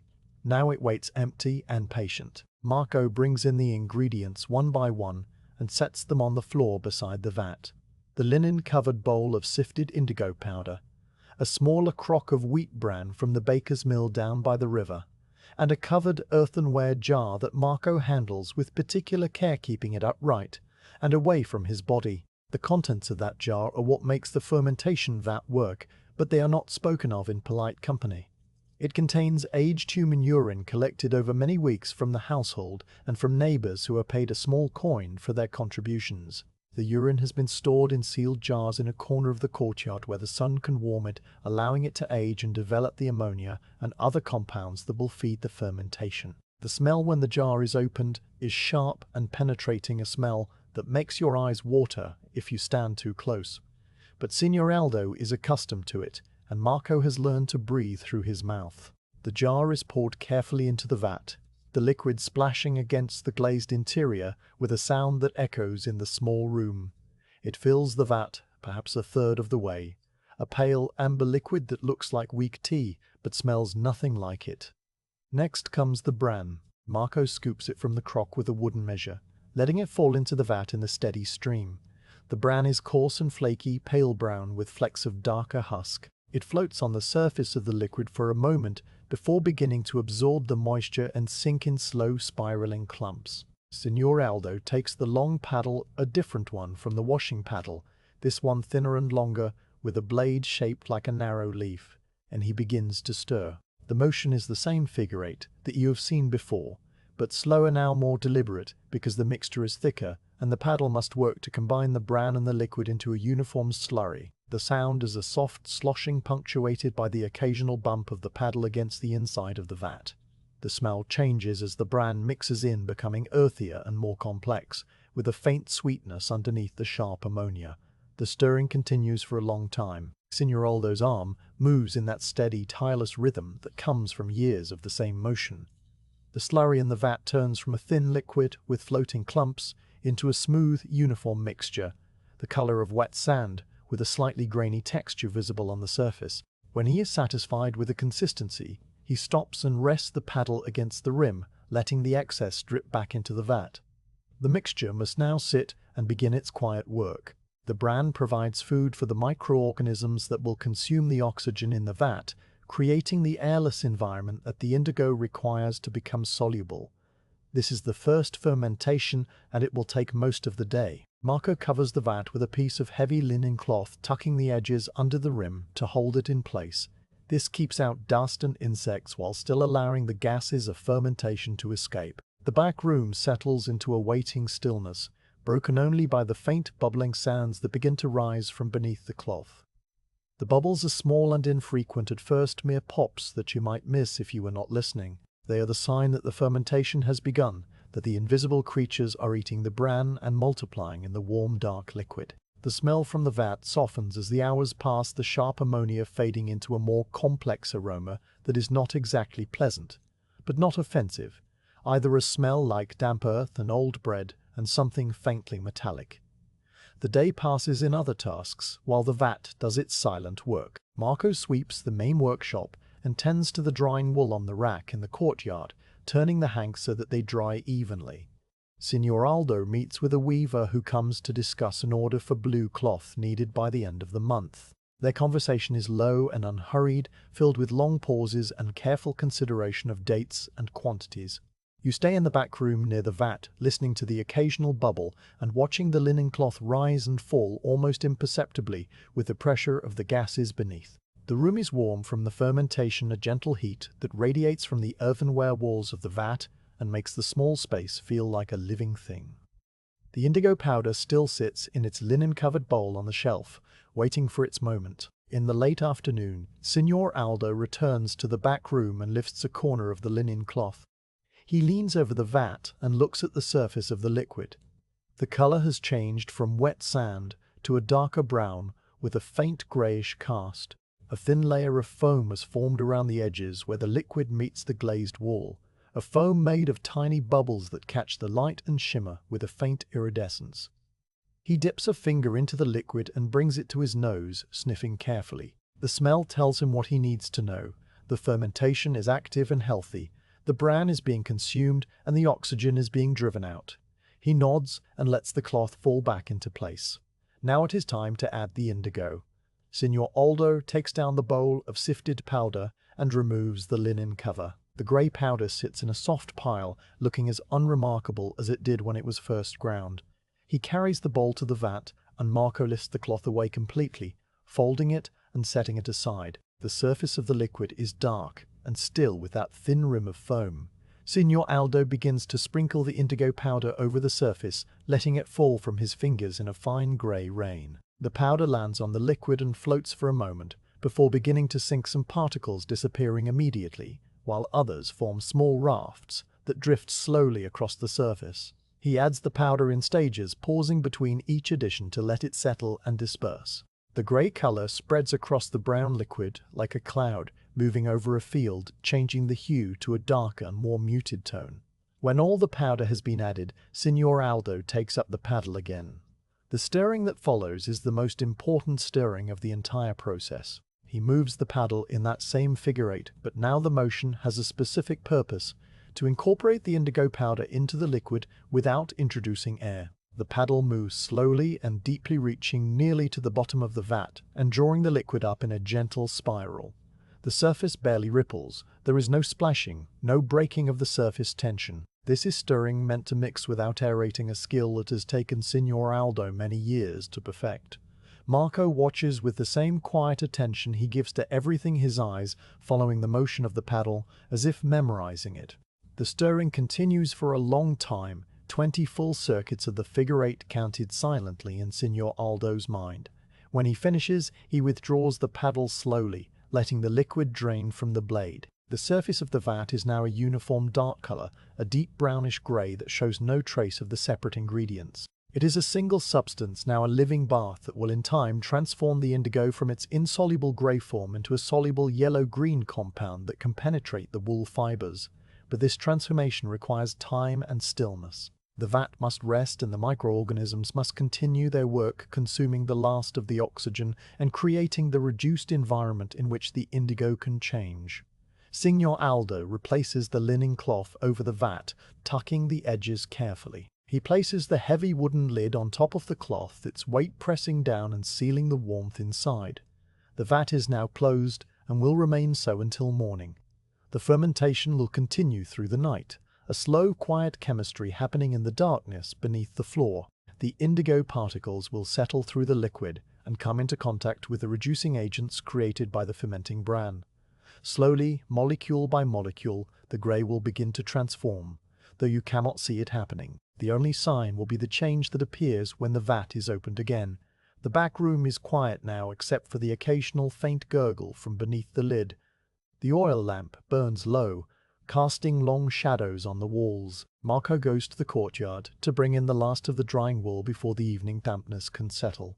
Signor Aldo writes in his ledger, recording the proportions used, the amount of indigo, the measure of bran, the volume of aged liquid.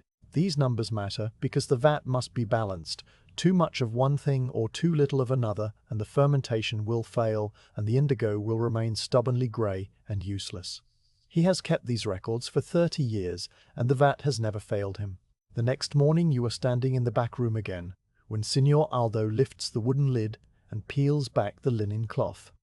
The smell that rises from the vat is different now, transformed overnight from sharp and earthy to something deeper and more complex. There is still the ammonia note underneath, but above it is a new scent, a faintly sweet smell like overripe fruit, mixed with the particular metallic tang of reduced indigo. The surface of the liquid has changed as well. The dark brownish grey of yesterday is gone, replaced by a murky amber colour with a greenish cast. And floating on the surface in patches that catch the light is a thin coppery film that shimmers with iridescent colours like oil on water. This film is called the fior della tina, the flower of the vat, and it is the sign that the indigo has reduced properly. The coppery sheen is the reduced indigo itself, a thin layer of the soluble form that has risen to the surface. Signor Aldo looks at the flower for a long moment, his face calm, but his eyes taking in every detail of its colour and thickness. He dips a clean white rag into the liquid just below the surface and pulls it out. The rag emerges stained a pale yellow-green, the colour of new leaves before the sun has touched them. He holds it up and watches as the air begins to work on the fabric. Slowly starting at the edges and moving inward, the yellow-green stain shifts, deepening to a pale turquoise, then a soft sky blue, then a richer indigo. This is the proof that the vat is alive and working. The soluble yellow-green form of indigo, known to dyers as indigo white, has soaked into the rag, and when exposed to the oxygen in the air, it has transformed back into the insoluble blue pigment now locked within the fibers of the cloth. He lets the rag fall back into the vat, where it will continue to steep and take on more color. The vat is ready. The long preparation is complete. The indigo that travelled from distant fields across deserts and seas has been ground and sifted and mixed with bran and aged liquid, and left to ferment in the warm darkness beneath the floor. It has transformed from a grey powder into a living bath that glows with a coppery flower and stains cloth the yellow-green of spring leaves. The chemistry is ancient and quiet and requires nothing now but stillness and time. The wool that has been washed and mordanted and dried waits in its baskets in the main workshop. The steeping will begin soon, but not today. Today the vat must rest a little longer, letting the fermentation stabilize and the flour grow thick on the surface. Signor Aldo replaces the linen cloth and the wooden lid, and the back room returns to its dim stillness. You stand there for a moment longer, breathing in the complex smell of the living vat, a smell that will become as familiar as the scent of wool and stone. The vat is made. The blue is waiting. The morning of the first dip arrives without any change in the routine of the workshop, and yet there is a subtle difference in the air, a sense of something about to begin that has been waiting for just this moment. You stand in the main room near the doorway where the light from the street falls across the worn flagstones in a familiar pale rectangle. The wool that was mordanted and dried now hangs from a series of wooden rods suspended between two upright posts near the back wall, close to the entrance of the back room, where the vat waits under its wooden lid. Marco has been preparing these hanks since early light, taking the clean dry wool from the baskets where it has rested and forming it into loose skeins, each one about the length of a man's arm and as thick as a healthy forearm. He ties each skein loosely in two places with a strand of the same wool, creating a figure-8 loop that will hold the fibers together without compressing them. The skeins hang from the rods like pale ghosts in the dim interior, their creamy white color catching the soft light and holding it gently. Signor Aldo has been in the back room since before Marco began his work. You hear him moving there, the soft scrape of the wooden lid being lifted and the rustle of the linen cloth being folded back. The smell that drifts into the main workshop is the now familiar scent of the living vat, that complex mixture of ammonia and overripe fruit and the metallic tang of reduced indigo. It is a smell that has become part of the workshop's identity, a smell that says work is being done even when no movement is visible. After a time, Signor Aldo appears in the doorway between the two rooms, and he nods once to Marco. The nod means that the vat is ready, that the flour is thick on the surface, and the temperature is steady, and the long steeping can begin. Marco lifts the first skein from the rod. He handles it with both hands, cradling it, as if it were something fragile, though the wool is strong and resilient. The skein is a hank of the middling wool, the grade that will become everyday cloth, and it will be the first to enter the vat because it is neither so fine that it requires special care nor so coarse that it will resist the dye. Marco carries it to the back room, and you follow, drawn by the quiet gravity of the moment. The back room is dim, with only the light from the high window falling in a narrow shaft that does not reach the vat. The vat itself sits in its corner, the earthenware jar sunk into the floor, its rim rising to knee-height, and its surface visible now that the lid and cloth are removed. The liquid is the color of wheat tea, with a greenish amber cast, and floating on top is the fior della tina, the flower of the vat, a thin coppery film that shimmers with faint rainbow colors when the light catches it at the right angle. Signor Aldo takes the skein from Marco and holds it for a moment, feeling its weight and its texture. He has done this thousands of times, and yet he never rushes the moment before the first dip. He lowers the skein slowly toward the surface of the vat, and the wool touches the liquid. There is no splash, no sound at all, except the faintest whisper of fiber meeting fluid. The wool begins to absorb the bath, and the pale cream color darkens immediately to a wet amber as the liquid climbs up the fibers. Signor Aldo continues to lower the skein, pushing it gently beneath the surface with the tips of his fingers until it is fully submerged. The wool disappears into the murky liquid, vanishing from sight as if it had been swallowed by the earth. The only trace of its presence is the slight disturbance of the coppery flour, which parts around the entry point and then slowly drifts back together like a door closing. The skein is now resting at the bottom of the vat, or perhaps floating just below the surface. You cannot tell because the liquid is too dark and opaque. Signor Aldo uses the long thin paddle to guide the skein into position, making sure it is fully immersed and not tangled. He moves the paddle with that same slow figure-8 motion, but only once or twice, just enough to settle the wool. Then he withdraws the paddle and rests it against the rim. The vat is still again. The flour reforms on the surface a continuous coppery skin that hides everything beneath. The steeping has begun. You find a place to stand against the wall of the back room, where you can see the vat without being in the way. The room is small and warm from the fermentation, and the smell is strong, but not unpleasant, once you become accustomed to it. Marco has gone back to the main workshop, where he will wait and perhaps do other small tasks, but he will return when the time comes.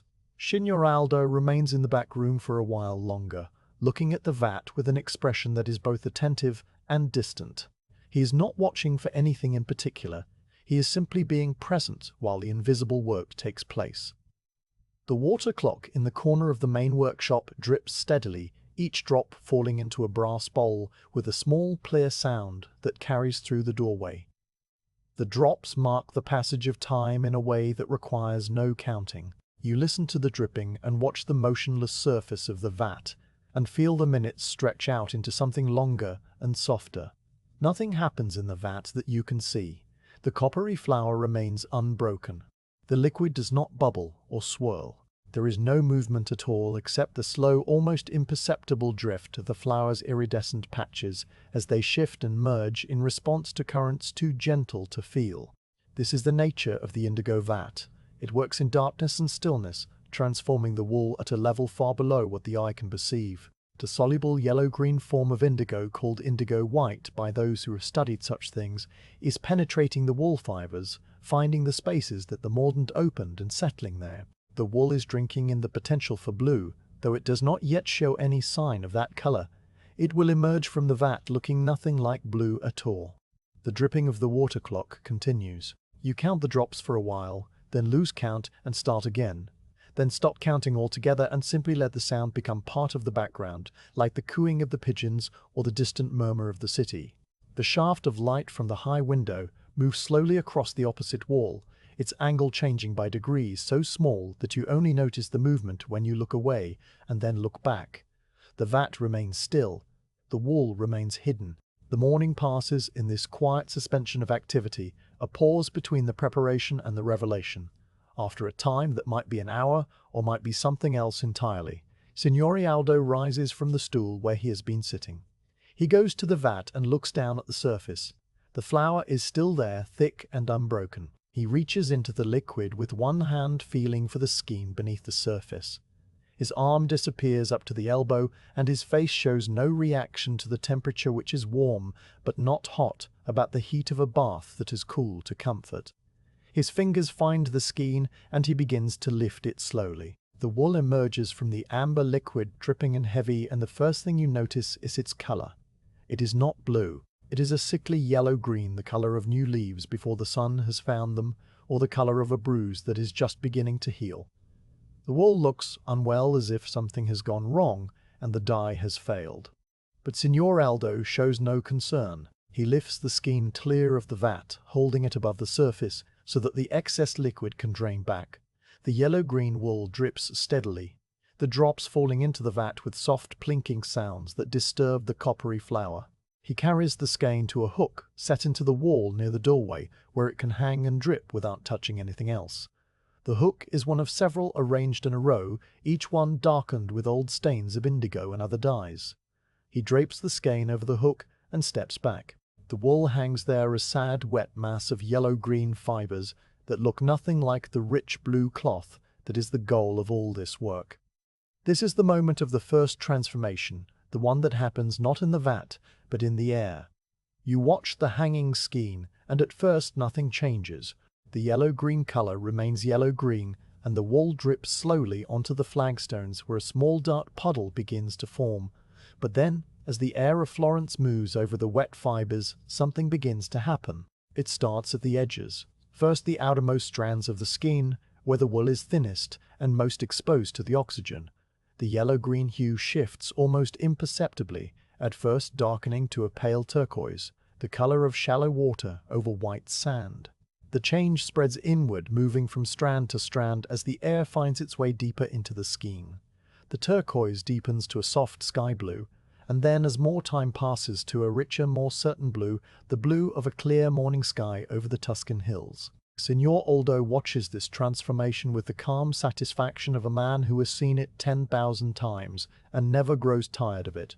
Marco has come to stand in the doorway, and he watches too, his young face showing the wonder that Signore Aldo's no longer does. The skein continues to change color as it hangs there, the blue spreading and deepening, until the entire mass of wool has shifted from that sickly yellow-green to a pale but definite indigo. It is not yet the deep navy that the final cloth will show.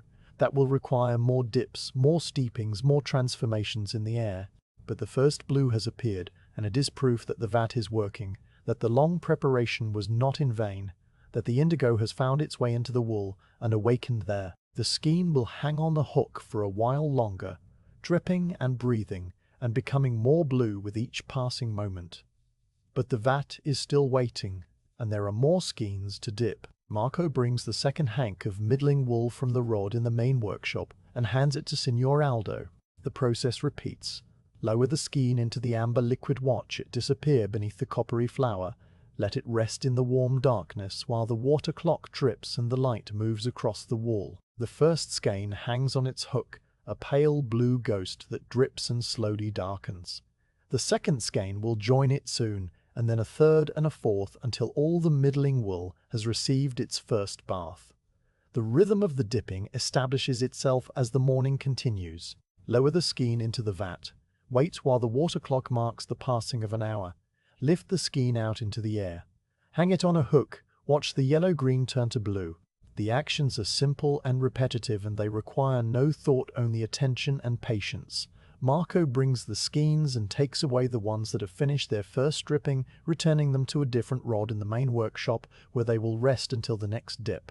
The back room fills with the smell of wet wool and indigo, a clean, sharp scent that overlays the earthier notes of the fermenting vat. The row of hooks on the wall fills with dripping skeins, each one a different stage of the transformation, some still mostly yellow-green, with just a blush of blue at the edges, others already a pale uniform indigo. You notice that the blue of the first skein has continued to deepen even as it hangs there. no longer dripping but simply resting in the air. The oxygen is still working on the fibers, completing the chemical change that turns indigo white back into indigo blue. The color will not reach its full depth from a single dip. That is not how indigo works. The blue is built in layers, each dip adding more of the soluble compound to the fibers, and each exposure to air converting that compound into permanent pigment. The first dip gives a pale sky blue. The second will give a medium blue. The third and fourth and fifth will build toward that deep, rich navy that is the pride of the Florentine dyers. Each dip requires the same patience, the same hour of steeping, the same slow emergence, and the same quiet watching as the air does its work. The morning passes into early afternoon, and the light from the high window shifts from white to pale gold. Signor Aldo has dipped 8 skeins of the middling wool, and each one now hangs in the main workshop on the resting rod, their blues ranging from the palest hint of color on the most recent to a soft, even blue on the first. Marco has been keeping track of the water clock, turning the small brass valve that regulates the drip and refilling the upper reservoir from a pitcher of water when it runs low. The dripping sound is constant and soothing like a heartbeat made of water. The workshop is warm and quiet and filled with the smell of transformation. You watch one of the skeins as it hangs on its hook, still dripping slowly. A drop of amber liquid falls from the lowest point and lands on the flagstone, where it spreads into a small circle. The circle is yellow-green at first, but as you watch it begins to change color at the edges, turning pale blue, then deeper blue as the air works on it. By the time the drop has dried, it will leave a faint blue stain on the stone, a permanent record of this day's work. The floor of the back room is marked with hundreds of such stains overlapping and fading into one another, a map of all the dyeing that has happened in this place over many years. Signor Aldo dips the last skein of the middling wool and leaves it to steep in the vat. He comes out into the main workshop and looks at the row of resting skeins on their rod. He touches one of them, feeling the texture of the dyed wool between his fingers. It is slightly stiffer than it was before the vat, but still soft and supple. The indigo has not damaged the fibers, it has only added its color. He nods and returns to the back room, where the last skein waits for its time to be lifted. The water clock continues to drip. The light continues to move. The first day of dipping is nearly done, and the wool has taken its first step toward the deep blue that will be its final form. When the last skein is lifted and hung and has begun its transformation from yellow-green to blue, Marco begins to clean the area around the vat. He wipes up the drips with a cloth that is already stained with old indigo, and he checks the flour on the surface of the vat to make sure it has reformed. The vat will rest overnight, covered with its linen cloth and wooden lid, and tomorrow the second dipping will begin. The wool will be steeped again and lifted again, and the blue will deepen another shade. The process will repeat for as many days as it takes to reach the desired depth of color. But that is tomorrow's work. Today the first yellow-green dip is complete, and the wool has shown that it knows how to become blue. You stand in the doorway of the back room, looking at the vat with its coppery flour and at the row of hooks, now empty and waiting. The smell of indigo is strong in the air, and the warmth of the fermentation rises from the sunken jar. The water clock drips on, marking the end of the working hours. Signor Aldo places the wooden lid over the vat and tucks the linen cloth around the edges. He straightens up and looks around the room, checking that everything is in its place. Then he walks past you into the main workshop, where the pale blue skeins hang in a row like a line of quiet clouds against the dark stone wall. The day ends, as it began, with the soft sounds of a workshop closing down, the sweep of Marco's broom, the scratch of the quill in the ledger, the distant coo of pigeons settling into their nests. The first dip is done. The wool is blue, and you are very sleepy. The second day of dipping begins exactly as the first day ended, with the soft light of morning finding its way through the high windows and the smell of the living vat drifting from the back room into the main workshop. You are standing near the rod where the skeins of wool hang after their first exposure to the air, and you can see now what a single night of rest has done to them. The pale blue that emerged yesterday has deepened in the darkness, becoming something more certain. A color that no longer hesitates between blue and gray, but declares itself fully as the blue of a clear morning sky. The fibers have dried completely, and they feel different to the touch, firmer than before the vat, but still soft, with a slight crispness that comes from the indigo particles now fixed within the structure of the wool. Signor Aldo runs his hand over several of the skeins, feeling the texture and the weight, and he seems satisfied though he says nothing. Marco has already been to the back room and has lifted the wooden lid from the vat, folding the linen cloth and setting it aside. The flour on the surface of the liquid has grown thicker overnight, a rich coppery film that covers the entire surface with patches of iridescent purple and green shimmering where the faint light catches it. The smell is stronger this morning, more complex, with a sweetness that was not there yesterday, a sign that the fermentation has continued its quiet work through the night. The vat is alive and active, and ready for the second steeping. Signor Aldo takes down the first of the pale blue skeins from the resting rod and carries it into the back room. You follow because this moment of the second dip is different from the first, and you want to see how the wool that has already tasted the vat will receive another immersion.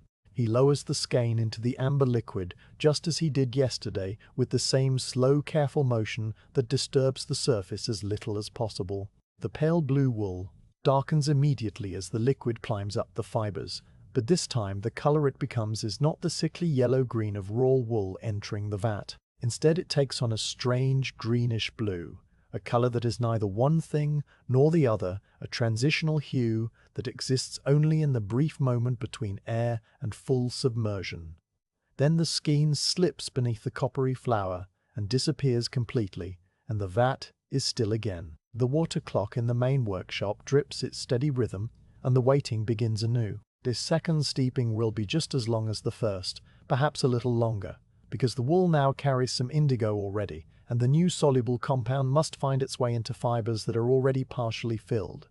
The chemistry is patient and does not hurry. The indigo white in the vat will penetrate the wool and settle into the spaces that remain open, binding to the mordant that was fixed there days ago. When the skein is lifted again and exposed to the air, the new indigo will transform into blue pigment, layering itself over the blue that is already there. This is how depth of color is built, not in a single dramatic moment, but through the slow accumulation of many small changes, each one invisible while it happens, and visible only after the air has done its work. You find your place against the wall of the back room where you stood yesterday, and you settle into the quiet. The warmth of the vat radiates through the earthenware walls and fills the small space with a gentle heat that is comforting rather than oppressive. The shaft of light from the high window has moved since yesterday, finding a different spot on the opposite wall and illuminating a patch of rough stone where someone long ago scratched a small cross into the mortar. The cross is faint and worn almost invisible unless the light falls just so. You wonder who made it and why, but the wondering drifts away without demanding an answer. The water clock drips. The vat rests. The wool steeps. Marco comes in once to check the water clock and to add more water to the upper reservoir from the pitcher that sits on a shelf nearby.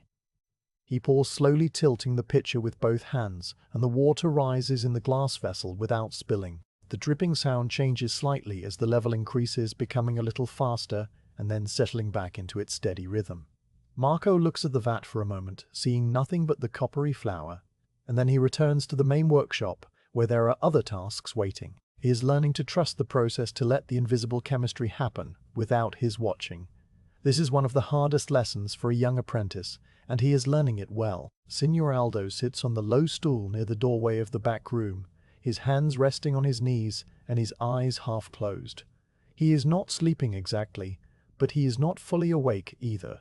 He is in that state between awareness and rest where time passes differently, and the small sounds of the workshop become a kind of music. The dripping water, the distant coo of pigeons, the faint creak of the building settling on its foundations, the rustle of Marco's movements in the next room. All of these sounds blend together into a soft background that asks for nothing and demands no attention. You let yourself sink into this same state, feeling the warmth of the vat and the stillness of the air and the slow turning of the morning. After a time that is measured only by the movement of the light across the wall, Signor Aldo opens his eyes fully and stands. He goes to the vat and looks down at the surface. The flour is unbroken and thick. He reaches into the liquid as he did yesterday, finding the skein beneath the surface with his fingers and beginning to lift it slowly. The wool emerges dripping and heavy, and its color in that first moment of exposure is the strange greenish blue that you saw when it went in, a color that seems uncertain of itself. He carries the skein to the hook on the wall and drapes it there, letting the excess liquid drain back into the vat in a slow stream of amber drops. Now begins the turning of the air, the moment that gives this chapter its name. You watch the hanging skein and you see the change begin. It starts as it did yesterday at the edges. First, the thinnest parts of the skein where the wool is most exposed to the oxygen. The greenish-blue hue shifts, darkening toward a truer blue, a blue that has more weight to it than the pale sky blue of the first dip. The change moves inward, spreading from strand to strand as the air finds its way into the heart of the skein. The blue deepens and deepens, becoming the color of a summer lake, or the petals of a cornflower, or the robe of a saint in a fresco painted by an old master. It is not yet the deep navy of the finished cloth, but it is a serious blue. Now a blue that means something.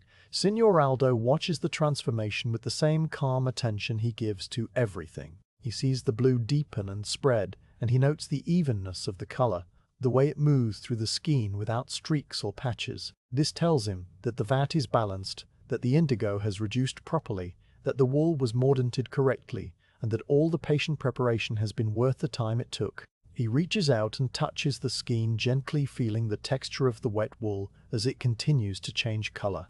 The fibers are heavy with water and indigo, and they feel substantial in his hand. He lets them fall back against the hook and turns to the main workshop where Marco is bringing the next skein from the rod. The second dipping continues through the morning with the same quiet rhythm that marked the first. Each pale blue skein is lowered into the amber vat and left to steep, while the water clock drips and the light moves and the flower reforms on the surface. Each skein is lifted in its turn and hung on the hook, and each one undergoes the same transformation from greenish blue to a deeper, more certain blue as the air does its work. The row of hooks on the wall fills with dripping skeins at various stages of the change, some still showing traces of green at their centers, others already a uniform medium blue. The back room becomes a gallery of blues, each one slightly different from the next, depending on how long it has hung in the air and how much indigo it carried from its first dip. You notice that the first skein, which was dipped earliest in the morning, has now stopped dripping and hangs quietly on its hook, a solid, even blue from edge to edge. Marco comes and takes it down, carrying it back to the resting rod in the main workshop, where it will wait for the third dip. The third dip will come tomorrow, and the fourth the day after, and perhaps a fifth and a sixth for the wool that is destined for the finest cloth. Each dip will add another layer of blue, and each exposure to air will fix that layer permanently in the fibers. The process is cumulative and slow, and there is no way to rush it. The indigo decides its own pace, and the dyer can only follow. The morning passes into afternoon, and the light from the high window takes on the golden quality that comes when the sun has passed its peak and begun its slow descent toward the rooftops. Signor Aldo has dipped all the middling wool a second time, and the skeins hang on the resting rod in the main workshop, a row of quiet blue that glows softly in the dim interior. He stands before them for a long moment, looking at the color he has made. It is a good blue, a true Florentine blue that will make fine cloth for tunics and cloaks, and perhaps a merchant's gown. But the fine wool, the soft lambs, wool that was sorted into the left basket and handled with such care, still waits for its first dip. That wool will receive extra attention, more steepings and gentler handling, because it is destined for something special, perhaps a garment for a wealthy guild member or a gift for a church. Marco brings the first hank of the fine wool from its separate rod where it has been waiting. This wool is paler and softer than the middling grade, and it seems almost to glow in the dim light, a creamy white that catches the eye. Signor Aldo takes it with both hands and feels its texture, running his thumb over the delicate fibers. The fine wool will take the indigo differently than the middling wool.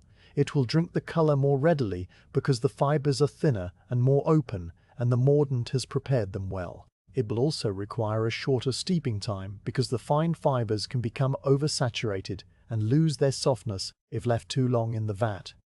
He lowers the fine wool into the amber liquid with extra care, making sure that no part of the hank is compressed or tangled. The creamy white darkens and takes on that sickly yellow-green that you remember from yesterday, and then it disappears beneath the coppery flower. The water clock drips and the waiting begins again. But this time, Signor Aldo does not sit on the stool. He remains standing near the vat, watching the surface as if he can see through it to the wool below. He knows that the fine wool will steep for a shorter time, and he is counting the drops of the water clock in his mind, marking the passage of the minutes, without needing to look at the device. When the right number of drops has fallen, he reaches into the vat and lifts the fine wool clear. The yellow-green skein emerges dripping and pale, and he carries it to the hook with the same careful hands. The transformation begins at once, the edges shifting from yellow-green to a pale, delicate blue that is lighter and softer than the blue of the middling wool. The change moves inward, and the entire skein becomes a gentle sky blue, the color of a winter morning when the air is cold and clear. It is beautiful in its paleness, and it will become more beautiful with each subsequent dip. Signor Aldo watches the blue spread and deepen, and he nods once to himself, a small gesture of approval. The fine wool will receive more dips than the middling wool, perhaps 8 or 10 steepings over as many days. Each dip will add a layer of blue, and each exposure to air will fix that layer until the color reaches the deep, rich indigo that is the signature of the finest Florentine cloth. The process will take time and patience, and there is nothing to do but wait and watch and let the air do its work. The water clock continues to drip. The light continues to move across the wall. The vat continues to hold its coppery flower steady on the surface. As the afternoon wears on, Marco brings more hanks of the fine wool, and Signor Aldo dips each one in turn. The row of hooks fills with pale blue skeins, each one transforming in the air from yellow-green to soft sky blue. The back room is warm and quiet and filled with the smell of indigo and wet wool, a smell that has become as familiar as the scent of bread baking or rain on dry stone. You find that you can close your eyes and still see the blues behind your eyelids, the pale blue of the fine wool and the deeper blue of the middling wool and the coppery shimmer of the flower on the vat. The colors float and merge and fade into the darkness of rest. When the last hank of fine wool has been lifted and hung and has begun its transformation, Signor Aldo steps back from the vat and looks around the room. The hooks are full of dripping skeins at various stages of blue, and the floor is wet with small puddles that are already beginning to dry and leave their faint blue stains on the stone. Marco comes with a cloth and begins to wipe up the drips, working slowly and carefully around Signor Aldo's feet. The vat will be covered soon, the linen cloth tucked around the edges and the wooden lid lowered into place. The fermentation will continue through the night, feeding on the bran and the aged liquid and producing more of the reduced indigo that will be ready for tomorrow's dips. You stand in the doorway between the back room and the main workshop, looking at the 2 resting rods. The middling wool hangs on one, a row of medium blue skeins that have already received 2 dips. The fine wool hangs on the other, a row of pale blue skeins that have received only 1. Between them they show the entire range of the process, from the first hint of color to the deeper shades that come with repetition. Tomorrow the middling wool will receive its 3rd dip, and the fine wool its 2nd. The blues will deepen another shade, and another, until the dyer judges them complete. But that is tomorrow's work, and perhaps the work of many tomorrows after that. The light from the street is fading, now taking on the soft grey quality of early evening. Signor Aldo covers the vat and checks the seal around the lid. Marco sweeps the back room, gathering up stray bits of wool and pushing the last of the drips toward the drain. The water clock has been stopped, its brass valve turned to halt the flow until morning. The workshop settles into the quiet of evening, and the blues on the resting rods seem to glow with their own faint light, a memory of the sky they have captured and hold within their fibers. You close your eyes and see the turning of the air, the slow spread of blue from edge to center, the patient work of oxygen on indigo white. The image stays with you as the workshop fades into darkness, and you let yourself drift into the same patient stillness that fills the vat and the wool and the air of Florence in this quiet year between the years of importance. The days of dipping have become a rhythm so steady and so familiar that you no longer count them. You stand in the main workshop where the 2 resting rods hold their burdens of wool, and you see how the blues have changed since the first pale hints of color emerged from the vat. The middling wool, which began as a soft sky blue after its 2nd dip, has now received its 4th steeping, and its color has deepened into something richer and more substantial. The fine wool, which started as a delicate winter morning blue, has now been dipped 5 times, and its hue has matured into a blue that reminds you of the depths of a mountain lake, or the petals of gentian flowers that grow in high meadows. Neither has reached its final depth. There are more dips to come, more hours of steeping, more transformations in the air. But the wool is well on its way toward that deep indigo that is the signature of this workshop, and this city, and this quiet century. The process itself has become so repetitive that it requires no thought, only attention and patience, and the willingness to let time pass at its own slow pace. Each morning Marco lifts the wooden lid from the vat, and folds back the linen cloth, releasing the now familiar smell of fermentation and reduced indigo into the back room. Each morning Signor Aldo examines the flour on the surface, checking its thickness and its coppery shimmer to confirm that the vat is still alive and balanced. Each morning the skeins are taken down from the resting rods in their turn and carried into the warm, dim space where the earthenware jar waits sunk into the floor.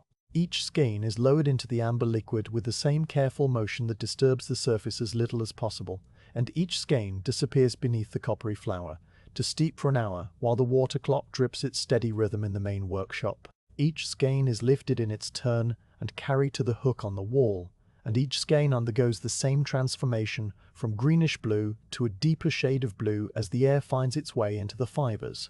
The actions are identical day after day, and yet each day brings a small change, a subtle deepening of color that accumulates over time like sediment settling at the bottom of a still pond.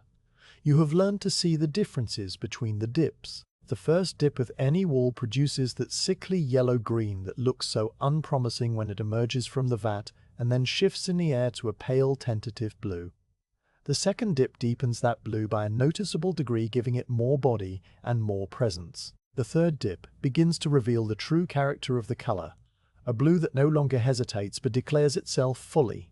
The fourth and fifth dips build richness and depth, adding layers of pigment that catch the light and hold it within the fibers. By the sixth dip, the wool has become a serious blue, the blue of a nobleman's cloak or a merchant's finest gown. By the eighth dip, it approaches that deep indigo that seems almost black in shadow, but glows with blue fire when the sun strikes it directly. The fine wool will go to 10 dips, perhaps even 12 if the cloth is destined for something truly special. The middling wool will stop at 6 or 7, enough to give a good strong color without wasting the precious indigo on cloth that will be worn by ordinary people for ordinary purposes. You spend your days in the back room now because the rhythm of the dipping has become your rhythm too. You stand against the wall where the light from the high window falls in its slow daily arc, and you watch the vat and the hooks and the steady hands of Signor Aldo as he moves through the familiar motions. The warmth of the fermentation radiates from the earthenware jar and fills the small space with a gentle heat that makes your eyelids heavy. The smell, which seemed sharp and strange when you first encountered it, has become a comfort, a sign that the work is proceeding as it should. The dripping of the water clock is a constant presence, a sound that marks time without demanding that you count it. The cooing of the pigeons in the loggia drifts in from the street, a soft counterpoint to the stillness inside. You let yourself sink into the quiet and the warmth and the slow turning of the hours. Marco has become more confident with each passing day. He no longer waits for Signor Aldo to tell him when to bring the next skein or when to check the water clock. He has learned to read the signs himself. The angle of the light, the number of drips that have fallen, the subtle changes in the flour on the surface of the vat. He moves through the workshop with the same unhurried grace that characterizes everything in this place, lifting the heavy wooden lid without strain and folding the linen cloth with precise corners. His young hands are becoming stained with blue around the nails and in the creases of his knuckles, just like Signore Aldo's hands. And this is a mark of pride, though he would never say so. He is learning the trade in the only way it can be learned, by doing the same thing over and over until the doing becomes part of who he is. The wool grows heavier with each dip. You notice this when Signor Aldo lifts a skein from the vat after its 5th or 6th steeping. The weight of the wet wool is substantially greater than it was after the first dip. This is because the indigo pigment itself has mass, and as it accumulates layer by layer within the fibers, it adds a small but measurable weight to the wool. A hank of raw wool might weigh a certain amount, and that same hank after 10 dips in the indigo vat will weigh slightly more, though you would need a precise scale to measure the difference. Signor Aldo can feel it in his hands. the way the skein settles into his palms with a denser presence, a substance that was not there before. The wool is literally heavier with color, and this pleases him in a quiet way. The dripping sound changes too as the dips accumulate. The liquid that falls from the skeins after the later dips is thicker and darker than the pale amber that dripped after the first steeping. It carries more indigo with it, more of the soluble compound that has not yet been fixed by the air. When these drops hit the flagstones, they spread into small circles that turn blue more quickly and more deeply than the earlier drips. The floor of the back room is now marked with a fresh constellation of blue stains overlapping and merging with the older stains from previous dyeings, a record of this particular batch of wool and this particular wake in the life of the workshop. The stains will fade over time as feet tread across them, and as other drips from other batches overlay them, but they will never disappear entirely. The stone itself has absorbed some of the indigo and will hold it forever, a permanent memory of the work done here. The middle days of the dipping process are the most repetitive, and in their repetition, they become a kind of meditation. You wake, and you go to the workshop, and you stand in your corner, and you watch the same actions unfold in the same order. Lower the skein. Wait an hour. Lift the skein. Hang it on the hook. Watch the air turn it blue. Lower the next skein. Wait an hour. Lift the skein. Hang it on the hook. Watch the air turn it blue. The cycle repeats 4 times, 5 times, 6 times each day, depending on how many skeins are being dipped and how long the light lasts. There is no variation except the gradual deepening of the color and the gradual increase in the weight of the wet wool. The world outside the workshop continues in its own quiet way, and you hear it only as a distant murmur, a cart passing, a vendor calling, a child laughing somewhere near the river. These sounds do not disturb the stillness inside. They only remind you that there is a world beyond the stone walls and that it is moving at its own pace while you move at the pace of the indigo vat. Signor Aldo speaks less during these middle days. He has said everything that needs to be said about the process, and now there is only the doing. His communication with Marco consists of nods and small gestures, a tilt of the head toward the water clock, a glance at the resting rod, a slight movement of the hand that means bring the next skein. They work together in a silence that is not empty, but full of understanding and shared purpose, and the quiet satisfaction of work done well. Marco has learned to read these gestures, and he responds without hesitation. The workshop runs on this wordless understanding, a language older and deeper than speech. You notice the smell of the vat changing subtly as the days pass. The fermentation is a living process, and like all living things it goes through phases. The sharp ammonia note that was so strong in the first days has mellowed, becoming rounder and more integrated with the other scents. The sweetness that appeared on the second day has grown stronger, reminding you now of overripe plums or figs left too long in the sun. The metallic tang of the reduced indigo is still present underneath it all, a clean, sharp note that cuts through the sweetness and the earthiness. The overall effect is complex and not unpleasant once you have grown accustomed to it, a smell that speaks of transformation and patience and the slow work of invisible creatures. The fine wool has now received its 7th dip, and its color is magnificent. You stand before the resting rod in the main workshop where the fine skeins hang, and you see a blue that seems to have depth and dimension, as if you could look into it and see something beyond the surface. It is the blue of a summer sky just after sunset, when the last light lingers in the west, and the first stars have not yet appeared. It is the blue of the Virgin's robe in the frescoes of the great churches, a color that speaks of devotion and mystery, and something beyond the ordinary world. It is not yet the final blue. There are 3 more dips to come, perhaps 4, but it is already beautiful, and you understand why the merchants of Florence prize this color above all others, and why the dyers who can produce it consistently are respected throughout the city and beyond. The middling wool has received its 6th dip, and Signor Aldo has decided that it is finished. He examines a skein in the light from the doorway, turning it slowly and looking at the color from different angles. He pulls apart a few strands and holds them up separately, checking for evenness and depth. The blue is good, a strong working blue that will make fine tunics and cloaks and will wear well through many seasons. It is not the transcendent blue of the fine wool, but it is honest and true, and it will serve its purpose.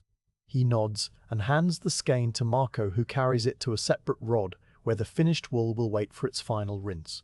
The middling wool is done, and it will not see the vat again.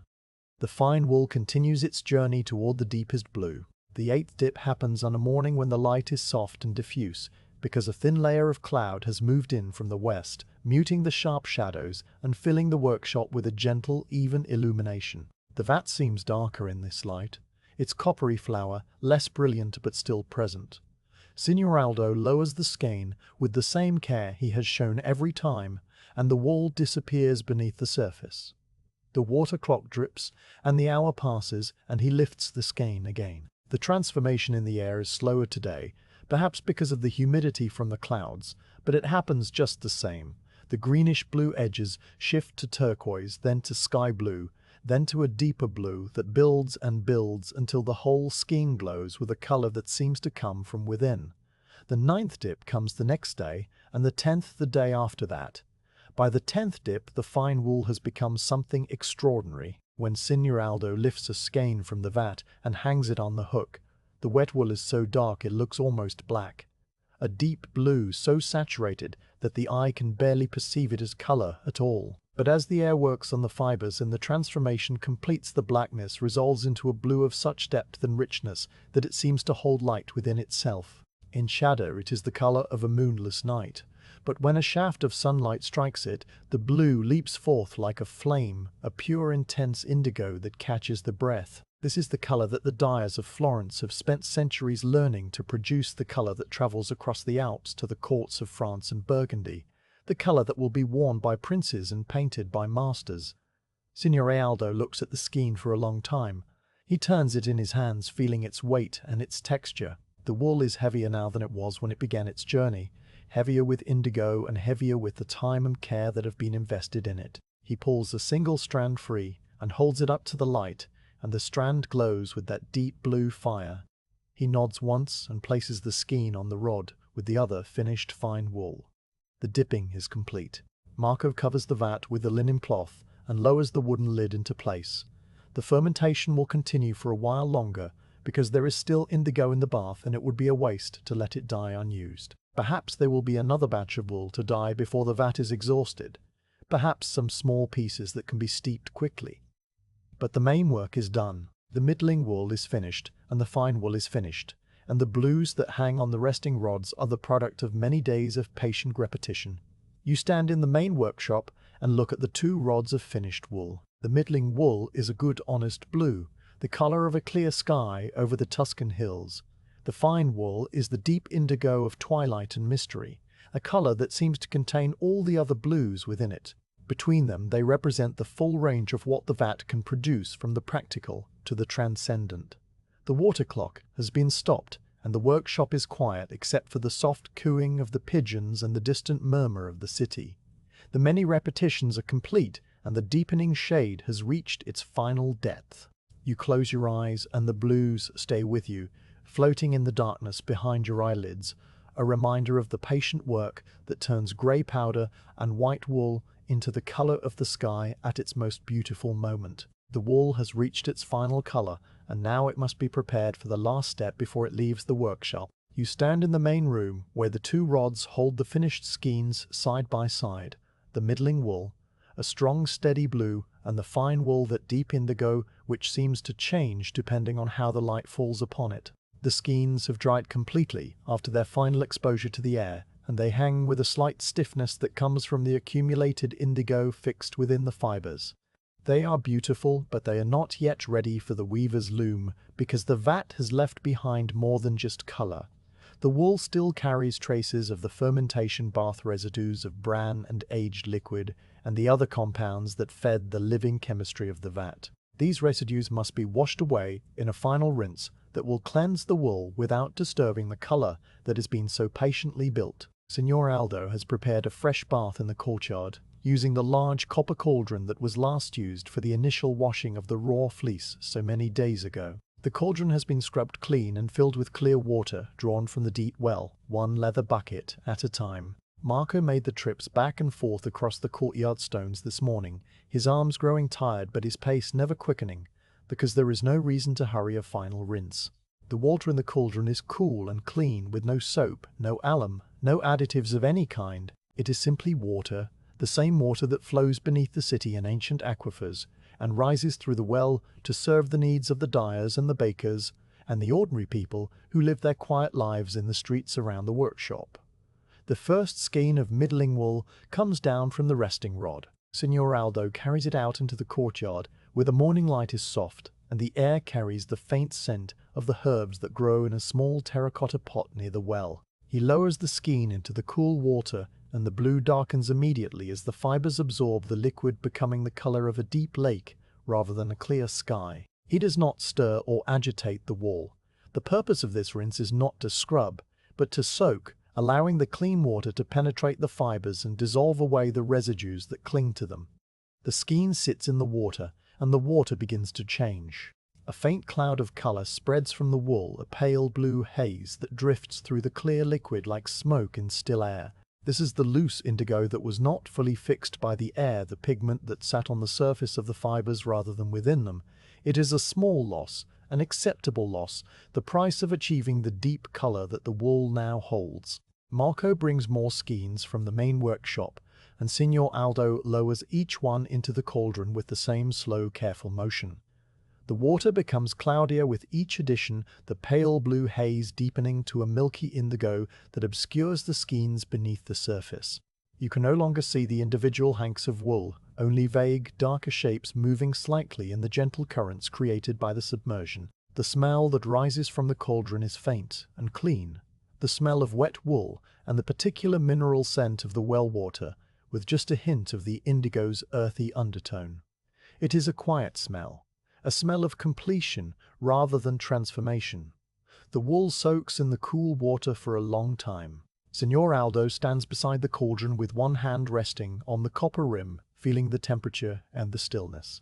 Marco sits on the stone curb of the well, his back against the warm wall and his eyes half closed against the soft morning light. The courtyard is peaceful, with only the sound of the pigeons cooing in the loggia and the distant ring of a bell from the badia marking the hour of terce. The water in the cauldron gradually clears as the loose indigo settles to the bottom, or perhaps as the fibers release the last of what they cannot hold. After a time, Signor Aldo reaches into the water and lifts one of the skeins clear. The blue wool drips and gleams in the light, and he holds it up to see if any cloudiness remains in the liquid that runs from it. The water that drips from this skein is almost clear, with only the faintest tint of blue. He nods and places the skein into a waiting basket lined with clean linen. The rest of the middling wool follows one skein at a time, lifted from the rinse water and placed in the basket. When the cauldron is empty, Marco tips it carefully using a wooden lever to raise one side so that the used water runs out through the channel in the stone floor toward the drain that leads to the street. The water is a pale cloudy blue as it flows away, carrying with it the last traces of the vat and the fermentation and the long days of steeping. The copper cauldron is left to dry in the sun, and Marco begins the process again, filling it with fresh well water for the fine wool. The trips to the well seem endless, but he makes them without complaint because this is the last task, and when it is done, the work will be complete. The fine wool enters the rinse water with the same slow care that has marked every step of its journey. Signor Aldo handles each skein as if it was something precious, which it is, because the deep indigo of the fine wool represents the highest achievement of the dyer's art, and the cloth made from it will travel far and be seen by many eyes. The water clouds more deeply with the fine wool, because the fine fibers hold more indigo and release more of the loose pigment in the first rinse. The blue haze that spreads through the cauldron is richer than before, a true indigo cloud that swirls and drifts before settling into a uniform tint. Signor Aldo watches the water carefully, looking for the moment when the release of color slows and the skeins have given up all they are willing to lose. The fine wool soaks longer than the middling wool because the color is deeper and the fibers are more delicate. Marco waits by the well, and Signor Aldo stands by the cauldron, and the morning moves into early afternoon. The light in the courtyard shifts from soft gold to a clearer, brighter white as the sun climbs higher and the shadows shrink against the stone walls. The smell of wet wool and clean water fills the air, and the faint blue tint of the rinse water catches the light in a way that makes the whole courtyard seem to glow with a subtle underwater quality. When the soaking is complete, Signor Aldo lifts the first skein of fine wool from the cauldron, and the water that drips from it is nearly clear. The blue of the wool is unchanged by the rinse. It remains that deep indigo that seems almost black in shadow, but bursts into blue fire when the light strikes it directly. The skeins of fine wool join the middling wool in the linen-lined basket, and Marco carries the heavy load back into the main workshop. The cauldron is emptied again, and the pale blue water runs away through the drain, carrying the last evidence of the dyeing process out into the street, where it will mix with the dust and the rain and eventually find its way to the Arno. The courtyard is left clean and empty, the copper cauldron drying in the sun and the well covered with its wooden lid. The final rinse is complete. Inside the workshop, the wet wool must be dried one last time. But this drying is different from the earlier ones. The wool is now finished, colored and rinsed, and ready for the weaver, and it must be dried without direct sunlight, which would fade the precious blue. Signor Aldo directs Marco to carry the skeins to the covered loggia that runs along the side of the workshop, a narrow space open to the air, but shaded by the overhanging roof and by the wall of the neighboring building. The loggia has a series of wooden rails mounted at waist-height, smooth poles of cypress wood that had been used for drying finished wool for as long as the workshop has existed. Marco lays each skein carefully over the rails, spreading the fibers so that air can circulate freely and no part remains compressed. The wool hangs in long loops of blue, the middling wool a row of steady sky color, and the fine wool a row of deep indigo that seems to darken the air around it. The drying will take a full day, perhaps two, depending on the humidity and the movement of the air through the loggia. There is nothing to do now but wait and let the natural processes complete themselves. Signor Aldo returns to the main workshop, and you follow him into the familiar dim interior, where the vat sits covered in the back room and the tools of the trade rest in their places. The workshop feels different now that the active work is done quieter and more still, as if it too is resting after the long effort of the dipping days. Marco takes up his broom and begins to sweep the flagstones, gathering up the stray bits of wool and the dust that has accumulated during the many trips back and forth between the rooms. The sound of the broom is soft and rhythmic, a gentle shushing that marks the end of the work as surely as the water clock once marked its duration. Signor Aldo goes to his writing desk and opens the leather ledger. He turns to the page where he recorded the arrival of the wool and the preparation of the mordant and the making of the vat. Now he adds the final entry, a record of the number of dips each batch received and the quality of the finished color. His quill moves slowly across the paper, leaving lines of dark brown ink in that careful script that fills the pages of the ledger. He notes that the middling wool received 6 dips and achieved a good serviceable blue, suitable for everyday cloth. He notes that the fine wool received 10 dips and achieved a deep indigo of the highest quality suitable for a merchant's gown or a church vestment. He notes the date and the weather and the condition of the vat at the end of the process. When he finishes, he sprinkles a little fine sand over the wet ink to help it dry, and then he closes the ledger and places it on the shelf above the desk. The afternoon passes in small, quiet tasks. Marco finishes sweeping and then he goes to the back room to check on the vat. The fermentation is still active, though slower now because the indigo has been largely depleted and the bran has been consumed. The flour on the surface is thinner than it was, a coppery film that barely covers the amber liquid. Signor Aldo will decide tomorrow whether to refresh the vat with more indigo and bran for another batch of wool, or whether to let it die and clean the jar for a future use. That decision can wait because there is no urgency in this workshop and the vat will keep for a few more days in its current state. You walk out to the loggia where the wool hangs drying in the shaded air. The skeins move slightly in a gentle breeze that finds its way between the buildings, carrying the smell of the river and the faint sweetness of flowering jasmine from a nearby courtyard. The blue of the wool is even and rich, and when you look closely you can see the individual fibers catching the light, each one a tiny thread of color that contributes to the whole. The middling wool is the blue of a clear morning, the kind of blue that makes people look up and feel a small lift in their spirits. The fine wool is the blue of twilight and deep water, a color that invites contemplation and stillness. Both are beautiful in their own ways, and both are the result of the same patient process applied with different degrees of intensity.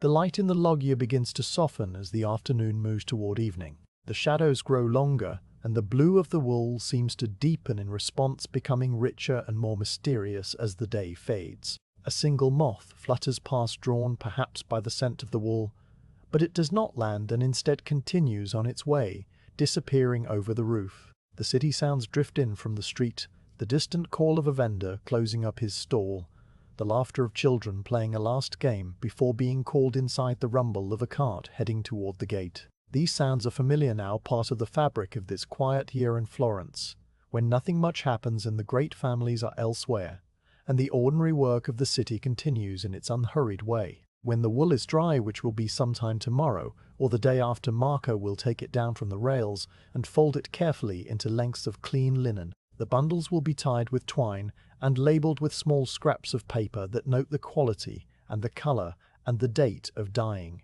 Then they will be delivered to the weaver who ordered them, or taken to the market store where the cloth merchants display their wares.